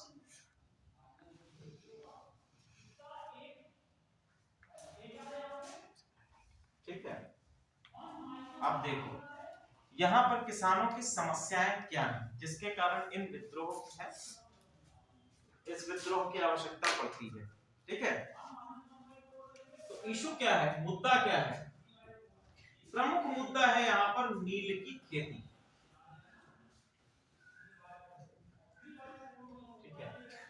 नील की खेती क्या है, प्रमुख मुद्दा है। अब ये नील की खेती प्रमुख मुद्दा क्यों बनी, बात करते हैं। सबसे पहले हम लोग बात करेंगे कि भारत से कपास जो है वो रॉ मटेरियल के तौर पर कहां जा रहा है, इंग्लैंड जा रहा है, वेरी गुड। इंग्लैंड से, इंग्लैंड में उत्पादन किसका हो रहा है, कपड़ा का उत्पादन हो रहा है, कपड़े का उत्पादन हो रहा है, ठीक है। और कपड़े को और ज्यादा चमकदार या कपड़े को रंगने के लिए आवश्यकता किसकी पड़ रही थी, नील की पड़ रही थी। अभी तक जर्मनी का उदय हुआ नहीं है, जर्मनी का उदय होगा तो फिर उसके बाद हम देखेंगे कि इंडस्ट्रियल रेवोल्यूशन आएगी। इंडस्ट्रियल रेवोल्यूशन जब आएगा तो उसके बाद हमारा आएगा आर्टिफिशियल डाई, ठीक है। क्या आएगा, आर्टिफिशियल डाई। आर्टिफिशियल डाई जो है अगले नील के रिवोल्ट होने का कारण बनेगी। ये चंपारण वाला हुआ था, उसका कारण आर्टिफिशियल डाई बनेगी। तो अभी तक ये सारी चीजें हुई नहीं, तो नील की आवश्यकता क्या है, अपने चरम पर है कि नील की आवश्यकता सबसे ज्यादा पड़ रही है। तो नील के उत्पादन के, नील के जो दाम है वो क्या हुए, मार्केट में राइज करने लगे। अब इसके लिए जो आपके यूरोपियन मर्चेंट्स हैं, यूरोपियन व्यापारी हैं, वो भारत में आए, उन्होंने बंगाल के क्षेत्रों में अपना एस्टेब्लिशमेंट ऑलरेडी कर रखा था। तो बंगाल के किसानों को पकड़ लिया, बोले ऐसा करो कि हम आपको कुछ पैसा एडवांस देंगे। कुछ पैसा क्या देंगे, एडवांस देंगे, और एडवांस के बाद जब हमारी बिक्री हो जाएगी तो वो पैसा हम आपको, बचा हुआ पैसा, रिमेनिंग अमाउंट हम आपको बाद में दे देंगे। अब एडवांस किसको नहीं अच्छा लगता है? अगर पैसा पहले मिल जाए, काम होने से पहले कुछ पैसा मिल जाए, सबको अच्छा लगता है। किसान भी सोचता है कि पैसा हमको पहले मिल रहा है, पैसा दिख रहा है। तो वो इस झांसे में आ गए और उन्होंने अपने खेतों में क्या किया, नील की खेती करना प्रारंभ कर दिया। नील की खेती की समस्या ये थी कि इसके लिए पानी की आवश्यकता अधिक होती थी। दूसरी, जो आपकी उर्वरक क्षमता है कम हो जाती थी। उसको कम कर लेते थे। उर्वरक क्षमता जो है भूमि की, उसको कम कर देती है नील की खेती। ठीक है। तीसरा चीज कि जब इनकी खेती हो जाती थी तो इनसे मनमाने दाम पर खरीदने के लिए शोषण अंग्रेजों के द्वारा किया जाता। ठीक है। तो इसके लिए सबसे पहला जो है आपका नील विद्रोह होता है बंगाल के क्षेत्र में। ठीक है। तो बंगाल के क्षेत्र में आपका नील विद्रोह हुआ। इसका रिजल्टेंट क्या है, तो इसके रिजल्टेंट में हम लोग देखते हैं उसी समय पर एक नाटक आया है, नील दर्पण। नील दर्पण ये क्या है, एक नाटक है। इसको लिखने का काम किया है दीनबंधु मित्र। दीनबंधु मित्र 1860 में इस नाटक को लिखा गया था दीनबंधु मित्र के द्वारा।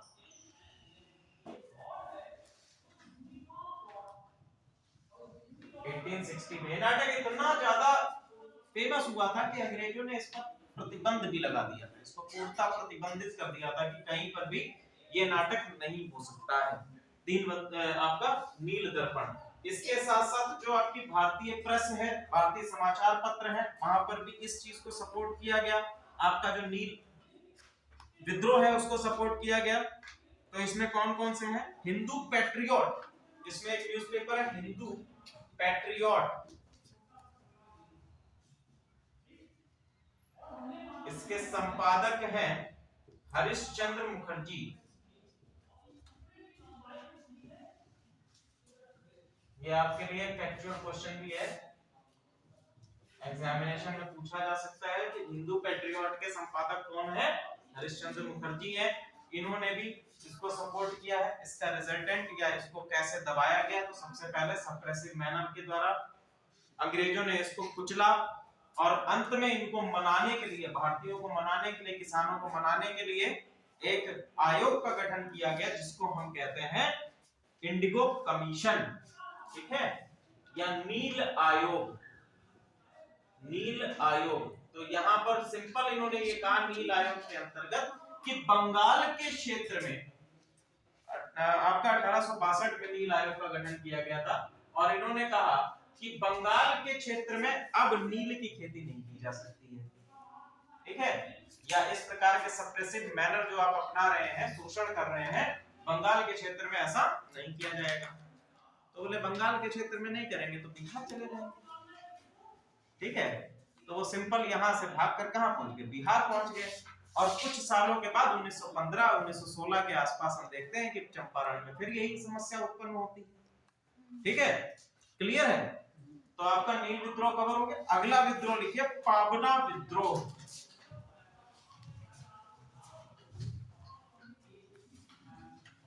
पाबना विद्रोह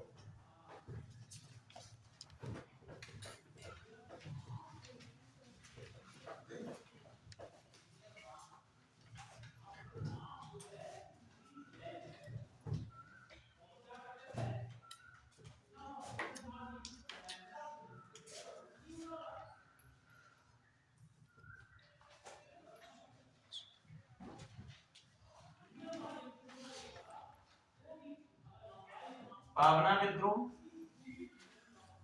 1870 से 1880, 1870 to 1880, नेतृत्व इसका है ईशान चंद्र रॉय।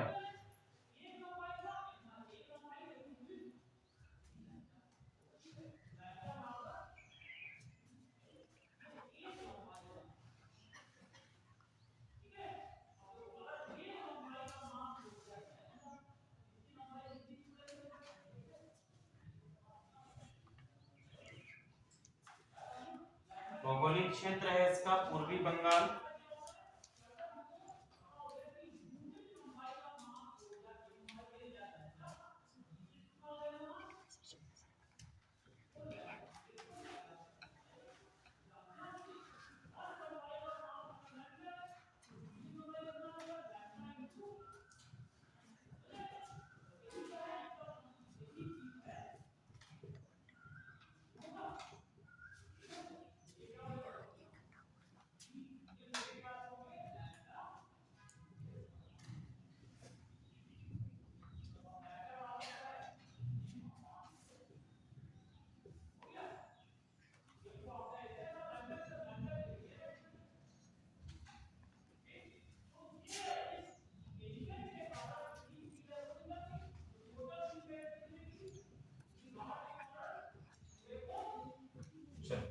ठीक है, तो तीन चीजें इसमें सबसे पहले आप जान लीजिए कि पावना विद्रोह 1870 से 1880 के मध्य है। नेतृत्व इसका किसके अंतर्गत है? ईशान चंद्र रॉय के अंतर्गत है। भौगोलिक क्षेत्र यानी कहां पर ये हो रहा है? पूर्वी बंगाल के क्षेत्र में हो रहा है। पूर्वी बंगाल को कल हमने समझाया भी था कौन कौन से क्षेत्र पूर्वी बंगाल में आते हैं। ओके, कारण क्या था कि जमींदारों और साहूकारों द्वारा जबरदस्ती किराया और भूमि कर की वसूली, ये इसका महत्वपूर्ण कारण। ठीक है, अब ये समझते हैं कि किस प्रकार से या इसके पीछे ये जो कारण है इसको समझने का प्रयास करते हैं। तो भैया देखो, कल हमने आपको क्लास में बताया भी था कि 1859 में एक एक्ट आया था जिसको कहा जाता है ऑक्यूपेंसी एक्ट। इसको हिंदी में क्या कहते हैं हमको नहीं पता। ठीक है, ऑक्यूपेंसी एक्ट आया था। ऑक्यूपेंसी एक्ट के अंतर्गत ये बताया गया था यदि कोई व्यक्ति या यदि कोई किसान जो आपका है वो 12 वर्ष तक एक भूमि पर कार्य कर रहा है या उसकी जुताई कर रहा है, उसके पास उसका एग्रीकल्चरल राइट्स हैं, तो वो 12 वर्षों तक उस भूमि पर जुताई करने के बाद क्या होगा? उसका मालिकाना हक उसे प्राप्त हो जाएगा। ये बात कही गई। तो जाहिर सी बात है, कल मैंने जैसे समझाया था आपको, 12 वर्ष तो कोई होने नहीं देगा। नहीं जमींदार हूं मान लीजिए, तो कोई किसान है, मेरी जमीन पर अपना काम कर रहा है, मैं जानता हूं कि इसको अब 12 साल होने वाले हैं, तो मैं क्या करूंगा? किसी प्रकार से ये जमीन ये छोड़ दे या मुझे दे दे। ठीक है, तो हम क्या करेंगे? इसके लिए उसका शोषण करना प्रारंभ कर देंगे। उससे जबरदस्ती क्या करेंगे? किराया वसूलेंगे, कहेंगे इतने वर्षों का किराया बचा अभी तक तुमने नहीं दिया है, लाओ। या फिर उससे क्या करेंगे? भूमि कर की वसूली करेंगे जबरदस्ती, जिससे किसी भी तरह से वो भूमि को छोड़ने के लिए बाध्य हो जाए। या फिर केवल और केवल यहाँ पर जबरदस्ती किराया और भूमि कर की वसूली ही नहीं, हम उसका हिंसात्मक रूप से शोषण भी करेंगे, उसके परिवार को डराएंगे, धमकाएंगे, मारपीट करेंगे। ये भी तो स्वाभाविक बात है ना। इतना तो कोई नहीं करेगा किराया वसूल, तो वो कह लेगा ठीक है हमारी जब फसल होगी तब ले जाना। तो केवल और केवल इतना ही नहीं कि पैसे से बात करना, क्या है? हिंसात्मक तौर पर भी उसका शोषण करना। तो ये बंगाल के क्षेत्र में बहुत तेजी से चल रहा था, इसके लिए विद्रोह हो गया पावना में। ठीक है, तो इस विद्रोह को देखिए, हम लोगों ने बात करी कि सपोर्ट किया गया, एग्रीगेरियन लीग एक बनाई गई। ठीक है, जिसको हम लोग बोलते हैं कृषि लीग, कृषि लीग। और ये पावना के यूसुफ शाही परगना, यूसुफ शाही परगना के क्षेत्रों में बनाई गई। और इस कृषि लीग का नेतृत्व कर रहे थे ईशान चंद्र रॉय। अब देखिए ये आंदोलन सपोर्ट भी किया गया, इसको सपोर्ट भी हासिल हुआ प्रमुख समाज सुधारकों के द्वारा। कौन कौन से समाज सुधारक हैं? पहले हैं आपके बंकिम चंद्र चटर्जी, बंकिम चंद्र चटर्जी,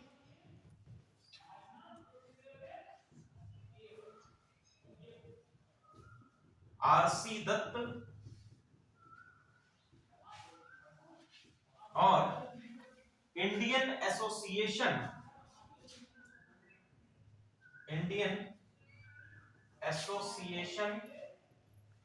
भारतीय एसोसिएशन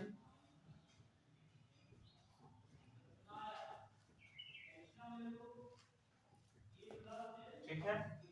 और भारतीय एसोसिएशन के जनक कौन है? नाम लिख लीजिए इनका, सुरेंद्र नाथ बनर्जी, सुरेंद्र नाथ बनर्जी। क्लियर है? ठीक है। अब अंग्रेजों ने क्या किया? इससे ये हुआ कि जगह जगह पर लोगों ने रेंट देने से मना कर दिया, रेंट स्ट्राइक्स हुई, ठीक है, लीगल रेजिस्टेंसेस हुए, लोगों ने रेंट देने से मना कर दिया, लोगों ने हिंसात्मक विद्रोह भी किए, जमींदारों को मारा गया, पीटा गया, उनके दस्तावेजों को जला दिया गया। तो कई सारी ऐसी घटनाएं हैं, ठीक है। और ये काफी हिंसात्मक तौर पे इन घटनाओं को किया गया। तो अंग्रेजों ने इस विद्रोह को सेना की मदद से कुचला और बाद में हम देखते हैं कि फिर से हिंदुस्तानियों को मनाने के लिए एक एक्ट लेकर आए जिसको कहा जाता है बंगाल टेनेंसी एक्ट। ठीक है, क्या लेकर आए? Bengal tenancy act. कोई भी आप विद्रोह देखेंगे तो उसके बाद एक एक्ट जरूर आया है, अंग्रेजों का एक एक्ट जरूर आया है। ये एक्ट आया है 1885 में, 1885 में ये एक्ट आया है, बंगाल टेनेंसी एक्ट, जिसके अंतर्गत ये निर्धारित कर दिया गया, ठीक है, कि आप किसी भी किसान को सप्रेस नहीं कर सकते हैं किराया वसूली के लिए, और उससे भूमि कर वसूली जबरदस्ती नहीं की जा सकती। इसके लिए एक छोटा सा एक्ट लेकर आया था और इसी के बाद ये विद्रोह शांत हो गया। ठीक है, मतलब कोई नहीं था इस एक्ट का, बस जस्ट बिकॉज भारतीयों को पुचकारने के लिए ये एक्ट लाया गया था ताकि विद्रोह का दमन किया जा सके। विद्रोह का दमन तो सेना की मदद से ही कर दिया गया, ठीक है, शोषण लगातार जारी था। क्लियर है? ये एक्ट केवल और केवल समझ लीजिएगा, अंग्रेजों की पॉलिसी को समझने का सबसे बेहतर तरीका है कि जहां पर भी आपका नेतृत्व जुड़ जाएगा, जहां पर भी पॉलिटिकल नेतृत्व जुड़ जाएगा, वहां पर आपको एक एक्ट देखने को मिलेगा जस्ट बिकॉज कि इसको एक पॉलिटिकल या राजनीतिक रूप किसी विद्रोह को न प्राप्त हो सके। ठीक है, तो यहां पर इनका जो आपके ये जो है लोग, जो पॉलिटिकल लोग हैं, उनको ऐसा कोई अवसर ना प्राप्त हो सके कि वो अंग्रेजी सत्ता के खिलाफ बात करें। ठीक है, इनके हितों का नहीं है यहाँ पे, ये तो वैसे भी इनको तो चुपचाप मार पीट के इनके पास, क्योंकि अंग्रेजों के पास क्या है, सेना है, गोला बारूद है, इनके पास गोला बारूद तो है, अपने हथियार हैं, जो आपके पारंपरिक हथियार हैं उनसे ही लड़ रहे हैं। ठीक है, तो इनको कुचलना तो आसान है, और इनको कुचलने के लिए एक्ट ला दिए जाते थे ताकि जो आपके मानसिकताएं हैं उनको दबाया जा सके। क्लियर है? सारी चीजें समझ में आ रही है? ये कंसेप्ट समझ में आया पॉलिसी से रिलेटेड? ओके, आगे हम लोग बढ़ते हैं। अगला विद्रोह लिखिए।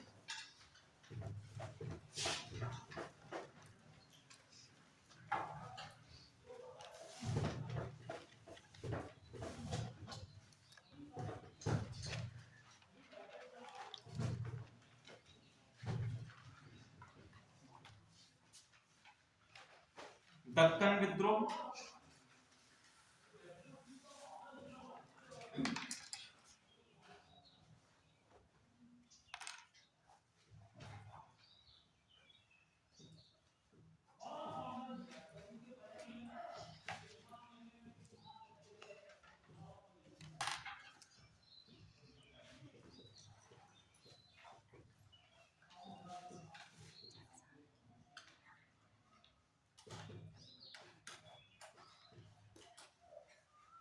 बलवंत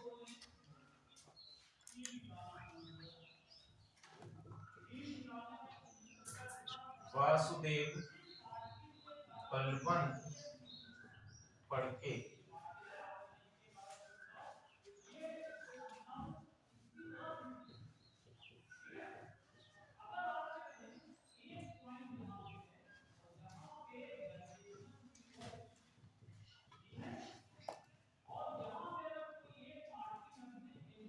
महाराष्ट्र का क्षेत्र और दक्कन का क्षेत्र।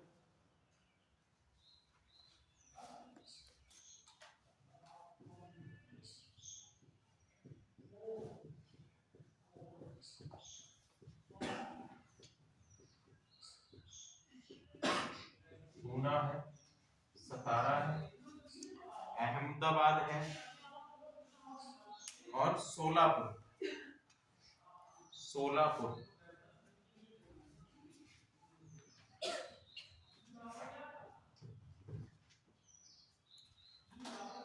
पिक्चर भी आई थी सोलापुर की शबनम, हमने नहीं देखी, नाम सुना था। आगे हम लोग बात करेंगे।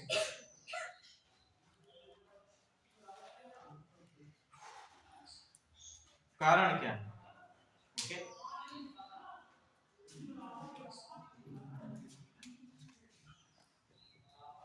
तो देखो भैया, ये जो रीजन है आपका महाराष्ट्र या दक्कन का रीजन था, यहाँ पर दो प्रकार के साहूकार। पहले हैं आपके मारवाड़ी और दूसरे हैं आपके गुजराती। ठीक है, साहूकार हैं। साहूकार कौन कौन से हैं? पहले हैं मारवाड़ी साहूकार और दूसरे हैं आपके गुजराती साहूकार। ठीक है, तो ये बेसिकली साहूकार है। साहूकार क्या करता है? पैसा ब्याज पे देता है, और ब्याज की जो ब्याज की दर कैसी रहेगी? उच्च रहेगी, हाई रहेगी। ब्याज की दर कैसी रहती है? ज्यादा रहेगी। ठीक है, और किसान को ब्याज के विशेष साइकिल में फंसाना ही इनका क्या था? मुख्य उद्देश्य था कि ब्याज के चक्र में इनको फंसा ले और फिर क्या करें? इनकी भूमि का आधिपत्य हासिल कर लें। यही इनका क्या था? प्रमुख उद्देश्य था। तो इन्होंने क्या किया? ब्याज की दरों को क्या बढ़ा कर रखा था? ऊंचा कर रखा था। ठीक है, दूसरी चीज अब बात करते हैं। ये तो एक कारण हो गया कि क्या है? साहूकार है इस क्षेत्र में, यहाँ पर जो है ये लोगों को, किसानों को क्या कर रहे हैं? पैसा ब्याज पे दे रहे हैं, और ब्याज कैसा है? उच्च दर है। ठीक है, अब किसान अपने उत्पादन के बारे में सोचेगा, और उत्पादन करने के लिए उसको पैसे की जरूरत पड़ेगी, बीज की जरूरत पड़ेगी, खाद की जरूरत पड़ेगी। उसके लिए ये पैसा ले लेते हैं। किस पर? ब्याज पर पैसा ले लेते हैं। सोचते हैं कि जब हमारा अनाज होगा, जब हमारा उत्पादन होगा, तो उससे हम इसको चुका देंगे। लेकिन कोई ना कोई प्रॉब्लम आ जाने के कारण, या फिर वो प्रॉब्लम कैसी हो सकती है? नेचुरल हो सकती है, प्राकृतिक हो सकती है, या फिर कोई ब्रिटिश सरकार की नीति भी हो सकती है जो इसका अगला कारण बनती है। अब देखो, ब्रिटिश सरकार की नीति हम लोग देखते हैं कि क्या बनी, और ये ब्रिटिश सरकार की नीति बढ़ाई क्यों गई? तो देखो, अमेरिका में इस समय पर चल रहा था गृह युद्ध, या जिसको हम लोग कहते हैं अमेरिकी गृह युद्ध। अमेरिकी गृह युद्ध का टाइम पीरियड क्या है? बताओ भैया, अमेरिकी गृह युद्ध का टाइम पीरियड क्या है?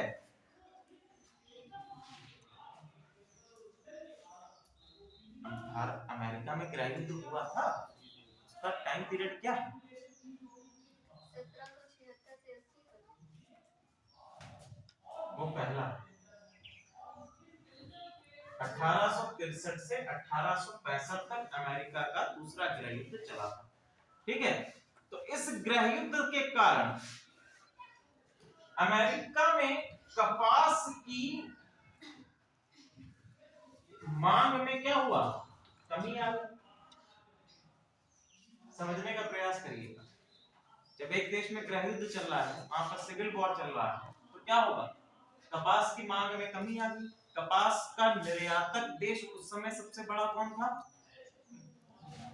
बताओ भैया। भारत था, या जिसको हम सिंपल कह सकते हैं कौन था, ब्रिटिश भारत था।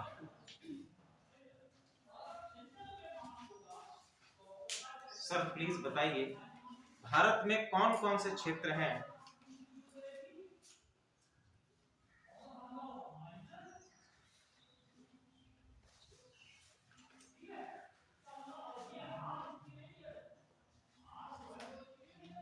आइए जरा। हाँ, इसमें उन राज्यों को मार्क करो जहां पर कपास की खेती हुई। कोई बात नहीं, बैठ जाओ। और कोई महानुभव आगे बढ़ो। कक्षा 10 का सवाल है ये, कक्षा 10 की एनसीईआरटी का सवाल है, बोर्ड परीक्षा में। हाँ बताइए, ये और ये और ये कौन कौन से राज्य हैं, नाम भी तो लिखो। गुजरात, पश्चिम बंगाल आता है, महाराष्ट्र का दक्कन का पार्ट आता है, ठीक है। सॉइल सिस्टम पढ़ा है ज्योग्राफी में। कपास की खेती के लिए सबसे प्रयुक्त सॉइल कौन सी है? काली मिट्टी है। तो सिंपल बात है, जिन जिन राज्यों में काली मिट्टी पाई जाएगी वहां पर कपास और जूट का उत्पादन क्या होगा? अधिकतम होगा, ठीक है। तो आपका जैसे गुजरात है, गुजरात का रीजन है, दक्कन का रीजन है, ठीक है। जैसे आपका महाराष्ट्र हो गया, मध्य प्रदेश का कुछ क्षेत्र है, यहाँ तक आ जाता है, विंध्य पर्वत से नीचे तक का क्षेत्र है। ये आपका बंगाल का रीजन है, और कुछ पार्ट उड़ीसा का सम्मिलित हो जाएगा। हालांकि जो आपका पूर्वी बंगाल है, बांग्लादेश को भारत से बाहर ही चला गया है, लेकिन फिलहाल अभी भी वहां पर जूट और कपास का उत्पादन बहुतायत मात्रा में होता है, और टेक्सटाइल इंडस्ट्रीज में अभी भी प्रमुख शीर्ष स्थान पर आपका बांग्लादेश भी। इसके बाद आपका इन क्षेत्रों में आएंगे तो कुछ क्षेत्र आपका कर्नाटक के उसमें आ जाएगा, और केरल में भी कुछ जगह पर आपको काली मिट्टी देखने को मिलेगी, तो वहां पर भी उत्पादन हो रहा है। वाइजैक का कुछ विशाखापट्टनम के आसपास आपको देखने को मिलेगा। तो यहाँ पर क्या है, प्रमुख रूप से हम क्या कहेंगे कि आपका कपास का उत्पादन और जूट का उत्पादन होता है। अब देखो ये वाला जो रीजन है, दक्कन का क्षेत्र है, यहाँ पर तो ये प्रमुखता से है, सबसे अधिक मात्रा में है, सबसे अधिक मात्रा में, ठीक है। और इसी क्षेत्र में जब बात करेंगे कपास की मांग में कमी आ रही है, और यहाँ पर क्या है, उत्पादन कैसा हो रहा है, कपास का हो रहा है। अब मांग में कमी आएगी तो कमी किसमें आएगी, निर्यात में भी कमी आएगी। निर्यात में कमी आएगी तो किसानों की आय में कमी आएगी। एक दूसरे से इंटर रिलेटेड है भाई, निर्यात कम होगा तो आय भी तो कम होगी। और इसी समय में ब्रिटिश सरकार ने यहाँ पर तो क्या हो रहा है, रिड्यूस हो रही है, उनकी आय रिड्यूस हो रही है। ब्रिटिश सरकार ने जो भूमि कर है उसको क्या कर रखा है, स्थायी कर रखा है, बढ़ाया नहीं, स्थायी है। मतलब उन्होंने कहा कि हम तो हमको तो लेना ही, आप चाहे कमाओ चाहे ना कमाओ, हमको तो लेना लेना है। तो भैया क्या हो रहा है, आय में कमी आ रही है, लेकिन इनका तो वही सिस्टम बना हुआ है। तो ये विद्रोह का कारण एक और बन गया। अब ये देंगे कहां से? दूसरा चीज, ब्याज के विषय साइकिल में भी फंसे हुए हैं। जो एक साइकिल बन गया है कि मूल पूरा नहीं हो पा रहा है, ब्याज में ही अटके हुए हैं, ठीक है। तो ये एक कारण है। तो कारण समझ में आ गए, आगे हम लोग बात करते हैं। अब देखो दूसरा क्या है, ये तो आपके रीजन। एक आपका इसमें त्वरित कारण भी देखने को मिलता है। त्वरित कारण मतलब तुरंत का एक कारण। एक व्यक्ति है, एक सेठ है, साहूकार का नाम है कालूराम, ठीक है। हाँ सच में नाम है कालूराम, ठीक है। कालूराम नाम का एक साहूकार है, और आपका गांव है शिरूर तालुका का गांव है करडा, ठीक है। शिरूर तालुका का गांव है करडा। साहूकार है कालूराम, और तालुका, तालुका का मतलब होता है डिस्ट्रिक्ट। अभी भी आप जाएंगे और ग्राम है करडा, अभी भी आप जाएंगे गुजरात और महाराष्ट्र जाएंगे तो वहां पर आपको डिस्ट्रिक्ट नहीं देखने को मिलेगा, जिला नहीं देखने को मिलेगा लिखा हुआ, वहां पर आप देखेंगे तालुका। ठीक है, गुजरात में 1 साल रहा हूं मैं, वहां मैंने देखा कि वहां हर जगह तालुका ही लिखा रहता था। राजस्थान के कुछ क्षेत्रों में भी आप देखेंगे तालुका लिखा रहता है, जिला नहीं लिखा रहता। ठीक है, तो आप त्वरित कारण क्या हुआ, कालूराम है साहूकार, किसान है बाबा साहिब देशमुख। ठीक है, करडाहा गांव के, तालुका शिरूर, ग्राम के किसान है बाबा साहिब देशमुख। तो भैया इनकी जमीन का कालूराम के द्वारा क्या कर दिया गया, नीलामी कर दी। तो इसके विरोध में ये आंदोलन धीरे धीरे, ये विद्रोह जो है पनपने लगा। इसमें विद्रोह ने एकदम से, पहले से भी भरे बैठे थे, शुरुआत से ही भरे बैठे थे कि भैया, और ऊपर से ये हो गया, जाने माने व्यक्ति थे प्रख्यात, उनकी नीलामी हो गई जमीनों की। तो किसानों ने जोर पकड़ लिया, बोले नहीं अब तो नहीं छोड़ेंगे, कतई मानेंगे ही नहीं। तो विद्रोह का रूप ले लिया, और ये विद्रोह आपका दक्कन विद्रोह के कारण से आया। तो इन्होंने क्या किया, इन्होंने अलग अलग साहूकारों के घर पर जाकर उनके घरों को जला दिया। इनका मुख्य उद्देश्य क्या था, बही खाते जला देना और ऋण बंधक पत्र हुआ करते थे। क्या हुआ करते थे, ऋण बंधक पत्र हुआ। जब भी किसी को ऋण दिया जाता था तो उनसे एक ऋण बंधक पत्र साइन कराया जाता था कि भैया देखो, आप अगर यदि ऋण चुकाने में असमर्थ हो जाएंगे तो उसके बदले क्या करेंगे, हम आपकी जमीन को अधिग्रहित कर लेंगे। ठीक है, तो बेसिक इनका मोटो क्या था कि उन ऋण बंधक पत्रों को जलाना, और इसके लिए इन्होंने हिंसा का मार्ग अपनाया और साहूकारों, जमींदारों, साहूकारों के घर पे जाके उनको पीटा, मारा और इनको भारी मात्रा में जला दिया। अंत में हम देखेंगे कि अंग्रेज सरकारों के द्वारा इसका वही सप्रेसिव मैनर से क्या किया गया, दबा दिया गया और एक दक्कन कृषक राहत अधिनियम लेकर आया गया। क्या लेकर आया गया, दक्कन कृषक राहत अधिनियम।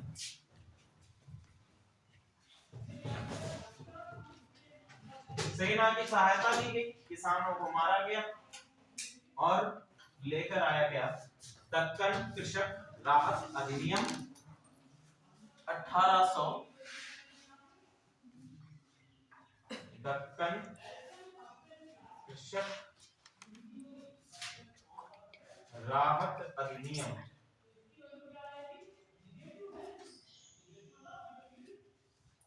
1879, और साथ ही साथ दक्कन उपद्रव आयोग, इससे पहले लेकर आया गया दक्कन उपद्रव आयोग 1876 में इसको लेकर आया गया। ठीक है, ये 1885 नहीं है, 1875 है, 1875 है।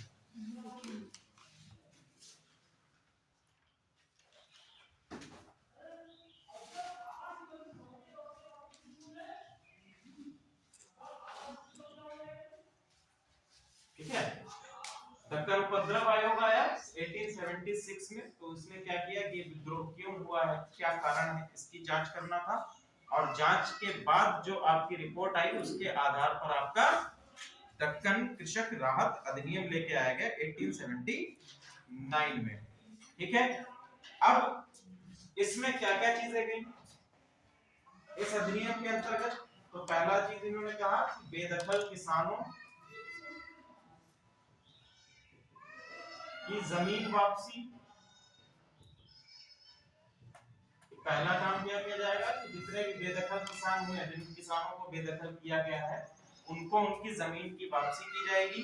दूसरा चीज क्या किया, शादी और त्योहारों पर किसानों को वित्तीय सहायता।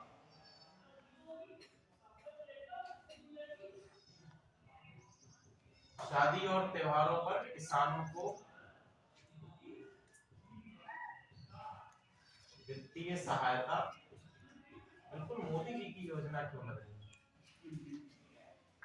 दूसरा चीज उन्होंने कही कि दिवालिया किसानों की सहायता, दिवालिया किसानों की सहायता और ऋण माफी,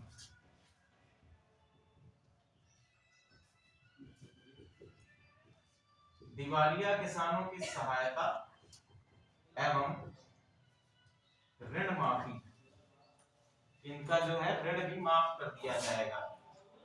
डिफरेंट कृषि बैंकों से जो ले रखा है, साहूकारों से ले रखा है, उस ऋण को हम माफ कर देंगे।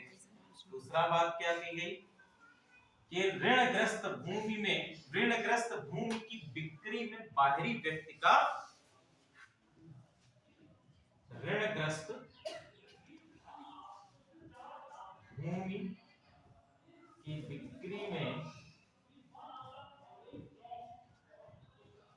बाहरी व्यक्ति का हस्तक्षेप नहीं होगा, यानी कि कोई भी दलाल बीच में नहीं आ सकता है। ठीक है, बिल्कुल मोदी जी की योजना है। ठीक है, आगे हम लोग बात करते हैं। नेक्स्ट आपका है, अच्छा इसमें जो है इसको सपोर्ट किया गया था पूना सार्वजनिक सभा के द्वारा। इस आंदोलन को दक्कन, आपका जो दक्कन विद्रोह है, इसको सपोर्ट किया गया था पूना सार्वजनिक सभा के द्वारा। पूना सार्वजनिक सभा किसके द्वारा गठित की गई है, नाम उसका लिख लीजिए, नाम है एमजी राणा डे। पूना सार्वजनिक सभा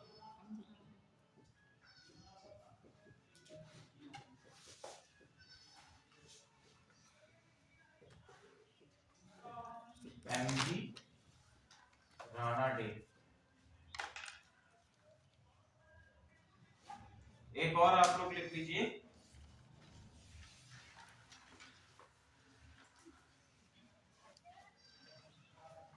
भारतीय कृषक आंदोलनों के पिता, भारतीय, अभी हम लोग चूंकि कृषक आंदोलन पढ़ रहे हैं तो ये फैक्ट लिख लीजिए, भारतीय कृषक आंदोलन के पिता, father of Indian peasant movement कौन है,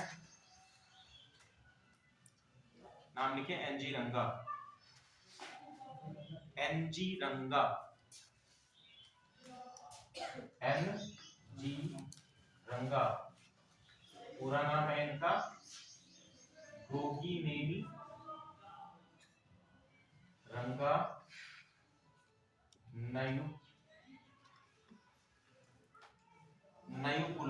नयुकुलू।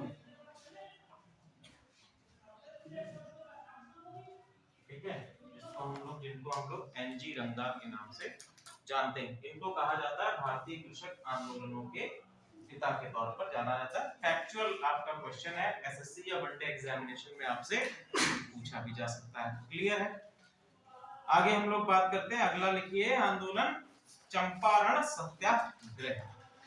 ठीक है, चंपारण सत्याग्रह। चंपारण सत्याग्रह को यहाँ पर हम लोग क्यों पढ़ रहे हैं, वैसे तो ये टाइमलाइन के अकॉर्डिंग हम लोग देखें तो ये गांधीयन एरा का है, लेकिन चूंकि कृषक आंदोलनों के बीच में आता है तो कृषक आंदोलनों को पढ़ रहे हैं तो उसमें हम लोग इसको कवर कर लेंगे। ठीक है, अगला आंदोलन लिखिए चंपारण आंदोलन।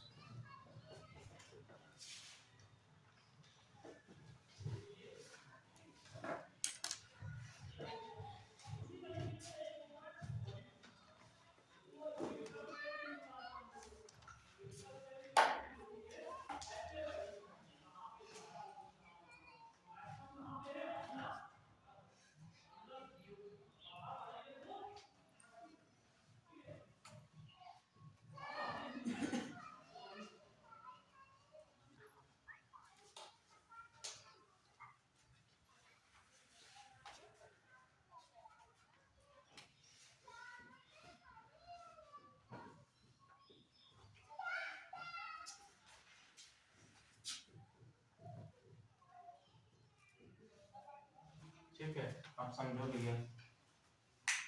प्रथम विश्व युद्ध हो चुका था अब तक? हम्म।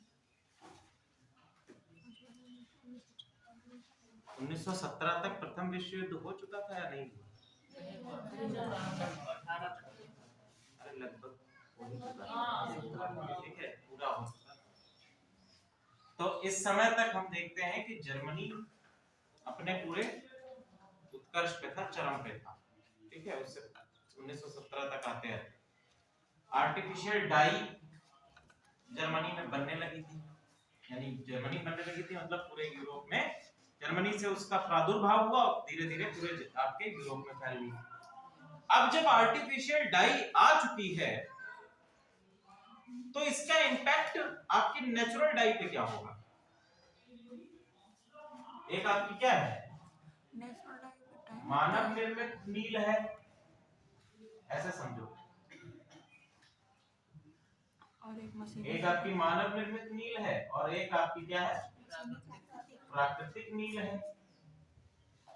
तो मान लो कि मानव निर्मित या आर्टिफिशियल डाई जो है इसका उत्पादन बढ़ा हुआ है, तो इसका इम्पैक्ट प्राकृतिक नील पर क्या पड़ेगा? तो इसका क्या होगा, इसकी मांग डाउन हो जाएगी, कम हो जाएगी। ठीक है, क्यों कम हो जाएगी? जाहिर सी बात है, जो प्राकृतिक रूप से नील की खेती करी जा रही है उसमें जो नील उत्पादन किया जाएगा इसका प्राइस क्या होगा, अधिक होगा, रेट होगा, इसकी जो दर होगी क्या होगी, इसकी अपेक्षा अधिक होगी। ठीक है, क्योंकि इसमें क्या है, मानवीय श्रम भी लग रहा है, इसको बनाने में टाइम पीरियड लग रहा है, सिंचाई हो रही है, इसको क्या फैक्ट्री में बना दो। ठीक है, कम मैन पावर में ज्यादा प्रोडक्शन हो रहा है, तो जिसकी क्या है, कीमत कम रहेगी, तो इसकी मांग बढ़ रही है। इसकी मांग क्या हो रही है, लगातार कम हो रही है। और हम बिहार के क्षेत्र में देखेंगे किसान लगातार क्या करें, किसानों को नील की खेती के लिए ऑलरेडी जो आपके यूरोपियन व्यापारी हैं उन्होंने क्या कर रखा है, पैसा दे रखा है, बोले कि हम आपको इतना एडवांस देंगे, आप एडवांस तो कम दिया लेकिन उनसे खेती अधिक मात्रा में करा रहे हैं। और दूसरी चीज, मन मांगे या हम कह सकते हैं मुंह मांगे दामों पर उनसे क्या कर रहे हैं, खरीद रहे हैं कि हमने जो अपने व्यापारियों ने जो दाम डिसाइड कर दिया उसी पर आपको बेचना है, अदरवाइज आपका प्रोडक्ट हम नहीं खरीदेंगे।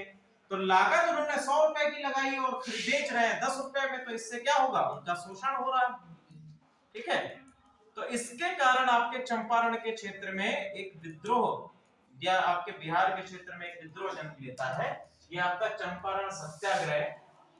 अब इसको सत्याग्रह कैसे बनाएंगे, बेसिकली तो क्या था, एक विद्रोह था। तो एक व्यक्ति हैं राजकुमार शुक्ला,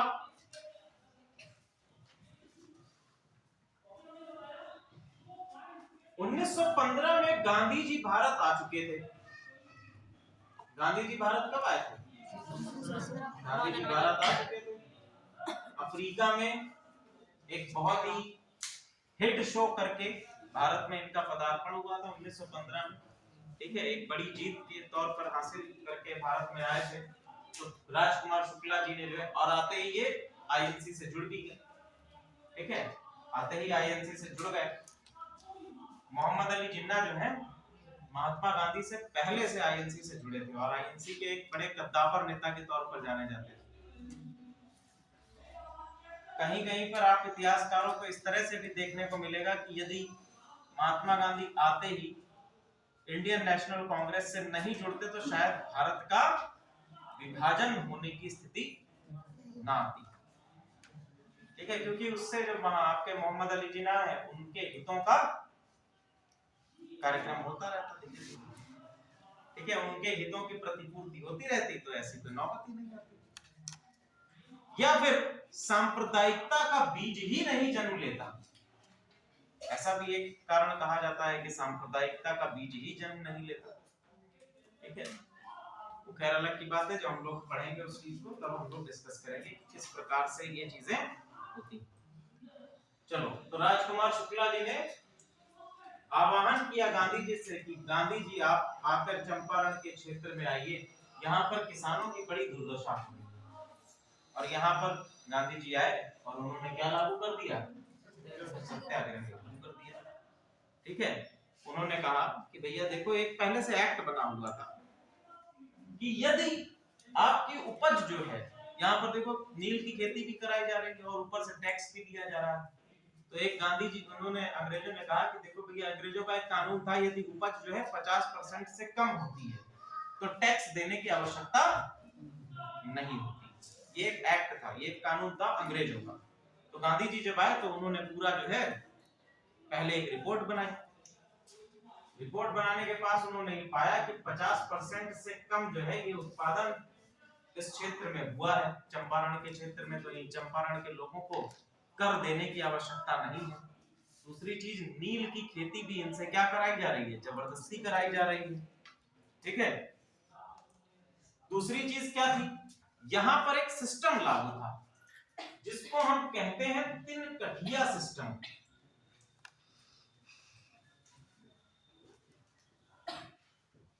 तिनकठिया व्यवस्था, ये नील की खेती के लिए है। तिनकठिया सिस्टम पता है किसी को? नहीं पता? तो देख, हाँ बताओ। सर, किसान के पास जो जमीन होगी उसके 1/3 भाग पे नील की खेती करना अनिवार्य होता है। Very good. ठीक है। तो तिनकठिया सिस्टम क्या है? कठिया का मतलब क्या है? किसान, एक यूनिट है कट्ठा, ये जमीन के उसमें दी जाती है। ठीक है। तो अंग्रेजों ने कहा कि जितनी भी आपकी भूमि है उसके तीसरे भाग पर, ठीक है, 1/3 पार्ट पर आपको नील की खेती करना अनिवार्य है।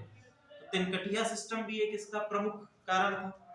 तो गांधी जी ने रिपोर्ट पेश करी, इसके बाद जो है सत्याग्रह किया, और सत्याग्रह के बाद जो हम देखते हैं चंपारण में एक नया अधिनियम आता है, चंपारण कृषक अधिनियम। चंपारण कृषक अधिनियम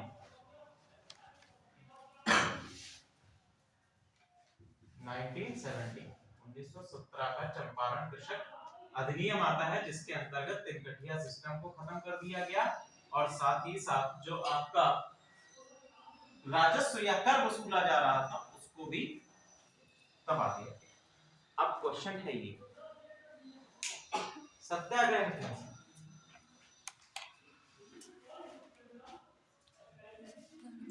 विकास जी परेशान हो जाते हैं, पढ़ाते रहे, बताइए सर सत्याग्रह क्या है? नहीं पता? आप बताओ। सत्य के लिए आग्रह करना।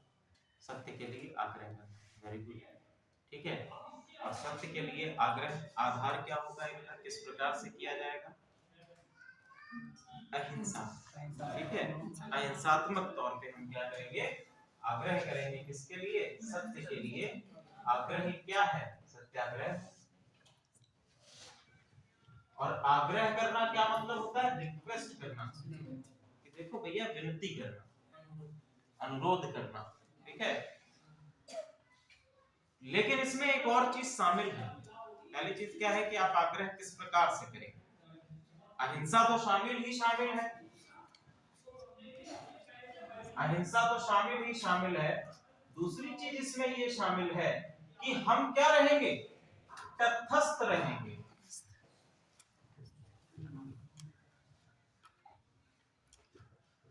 क्या रहेंगे? तटस्थ रहेंगे, स्टेबल रहेंगे, जब तक हमारी मांगों की प्रतिपूर्ति नहीं हो जाती है। चाहे कितना आप शोषण करिए, चाहे कितना मारिए, चाहे कितना हिंसा करिए, हम अपने स्थान पर क्या रहेंगे, तटस्थ रहेंगे, अडिग रहेंगे। ठीक है। तो ये क्या है, सत्याग्रह। ओके। आप इसका प्रयोग आगे देखेंगे, क्योंकि आजादी में सबसे महत्वपूर्ण भूमिका निभाई है सत्याग्रह। ठीक है। हालांकि अंत में जो है भारत छोड़ो आंदोलन के दौरान गांधी जी भी बोले कि अब भैया हिंसा हो रही, होने दो, तुमने भी तो करी है, मतलब अंग्रेजों ने भी तो करी है, अंग्रेजों ने मारा है तो भुगत रहे हैं। लोगों ने जगह जगह अंग्रेजों को मारा, जगह जगह पीटा। गांधी जी बोले, अंग्रेज गांधी जी के पास गए भी, अंग्रेज गांधी जी के पास गए, बोले देखो गांधी जी, अंग्रेजों को पता था कि गांधी जी क्या करते हैं, हिंसा, जब कोई भी आंदोलन जारी करते हैं हिंसा होती है, तो आंदोलन को रोक देते हैं। तो गांधी जी गए अंग्रेजों के पास, बोले कि भैया देखो हिंसा हो रही है। गांधी जी बोले मैं क्या करूं, मैं तो जेल में हूं, जो कर रहे हैं करने दो। और उधर ब्रिटिशर्स जो है वो बिजी है आपके सेकेंड वर्ल्ड वॉर में, वहां अलग जूझ रहे हैं ब्रिटेन से। जो आपकी जर्मनी है वो अलग जो है परेशान किए हुए हैं, और यहाँ जो है हिंसा चल रही है जगह जगह। हिंसा के साथ साथ अहिंसात्मक तौर पे इंडिविजुअल सत्याग्रह भी चल रहा है, उससे भी क्या परेशान। बोले ऐसा है कि हिंसा भी हो रही है, अब हम आपको आजादी देने के लिए, हम आपको आजादी दे दें, यही हमारे लिए ना, इसी से हम बचे रहे। ठीक है, तो गांधी जी ने अंत में भारत छोड़ो आंदोलन में भी हिंसा का साथ लिया। गांधी जी ने नहीं लिया कह नहीं सकते, क्योंकि गांधी जी आंदोलन को जैसे ही स्टार्ट किया उन्होंने, जैसे ही इसकी घोषणा करी, गांधी जी को गिरफ्तार कर लिया गया, उसके बाद उनको जेल में डाल दिया गया। बाकी तो इंडिविजुअल सत्याग्रह का पाठ पढ़ा कर ही गए थे, सब अपना कर रहे थे। कोई इंडिविजुअल सत्याग्रह कर रहा है, कोई हिंसा का सहारा ले रहा है, अपना मन जिसने जैसे किया सबको खुला सांड बना दिया, छोड़ दिया कि जाओ अंग्रेजों को मारो पीटो और इन लोगों को भगा ही दो। क्लियर है? चलो आगे हम लोग, अगला आपका विद्रोह है मोपला विद्रोह। नेक्स्ट है मोपला विद्रोह।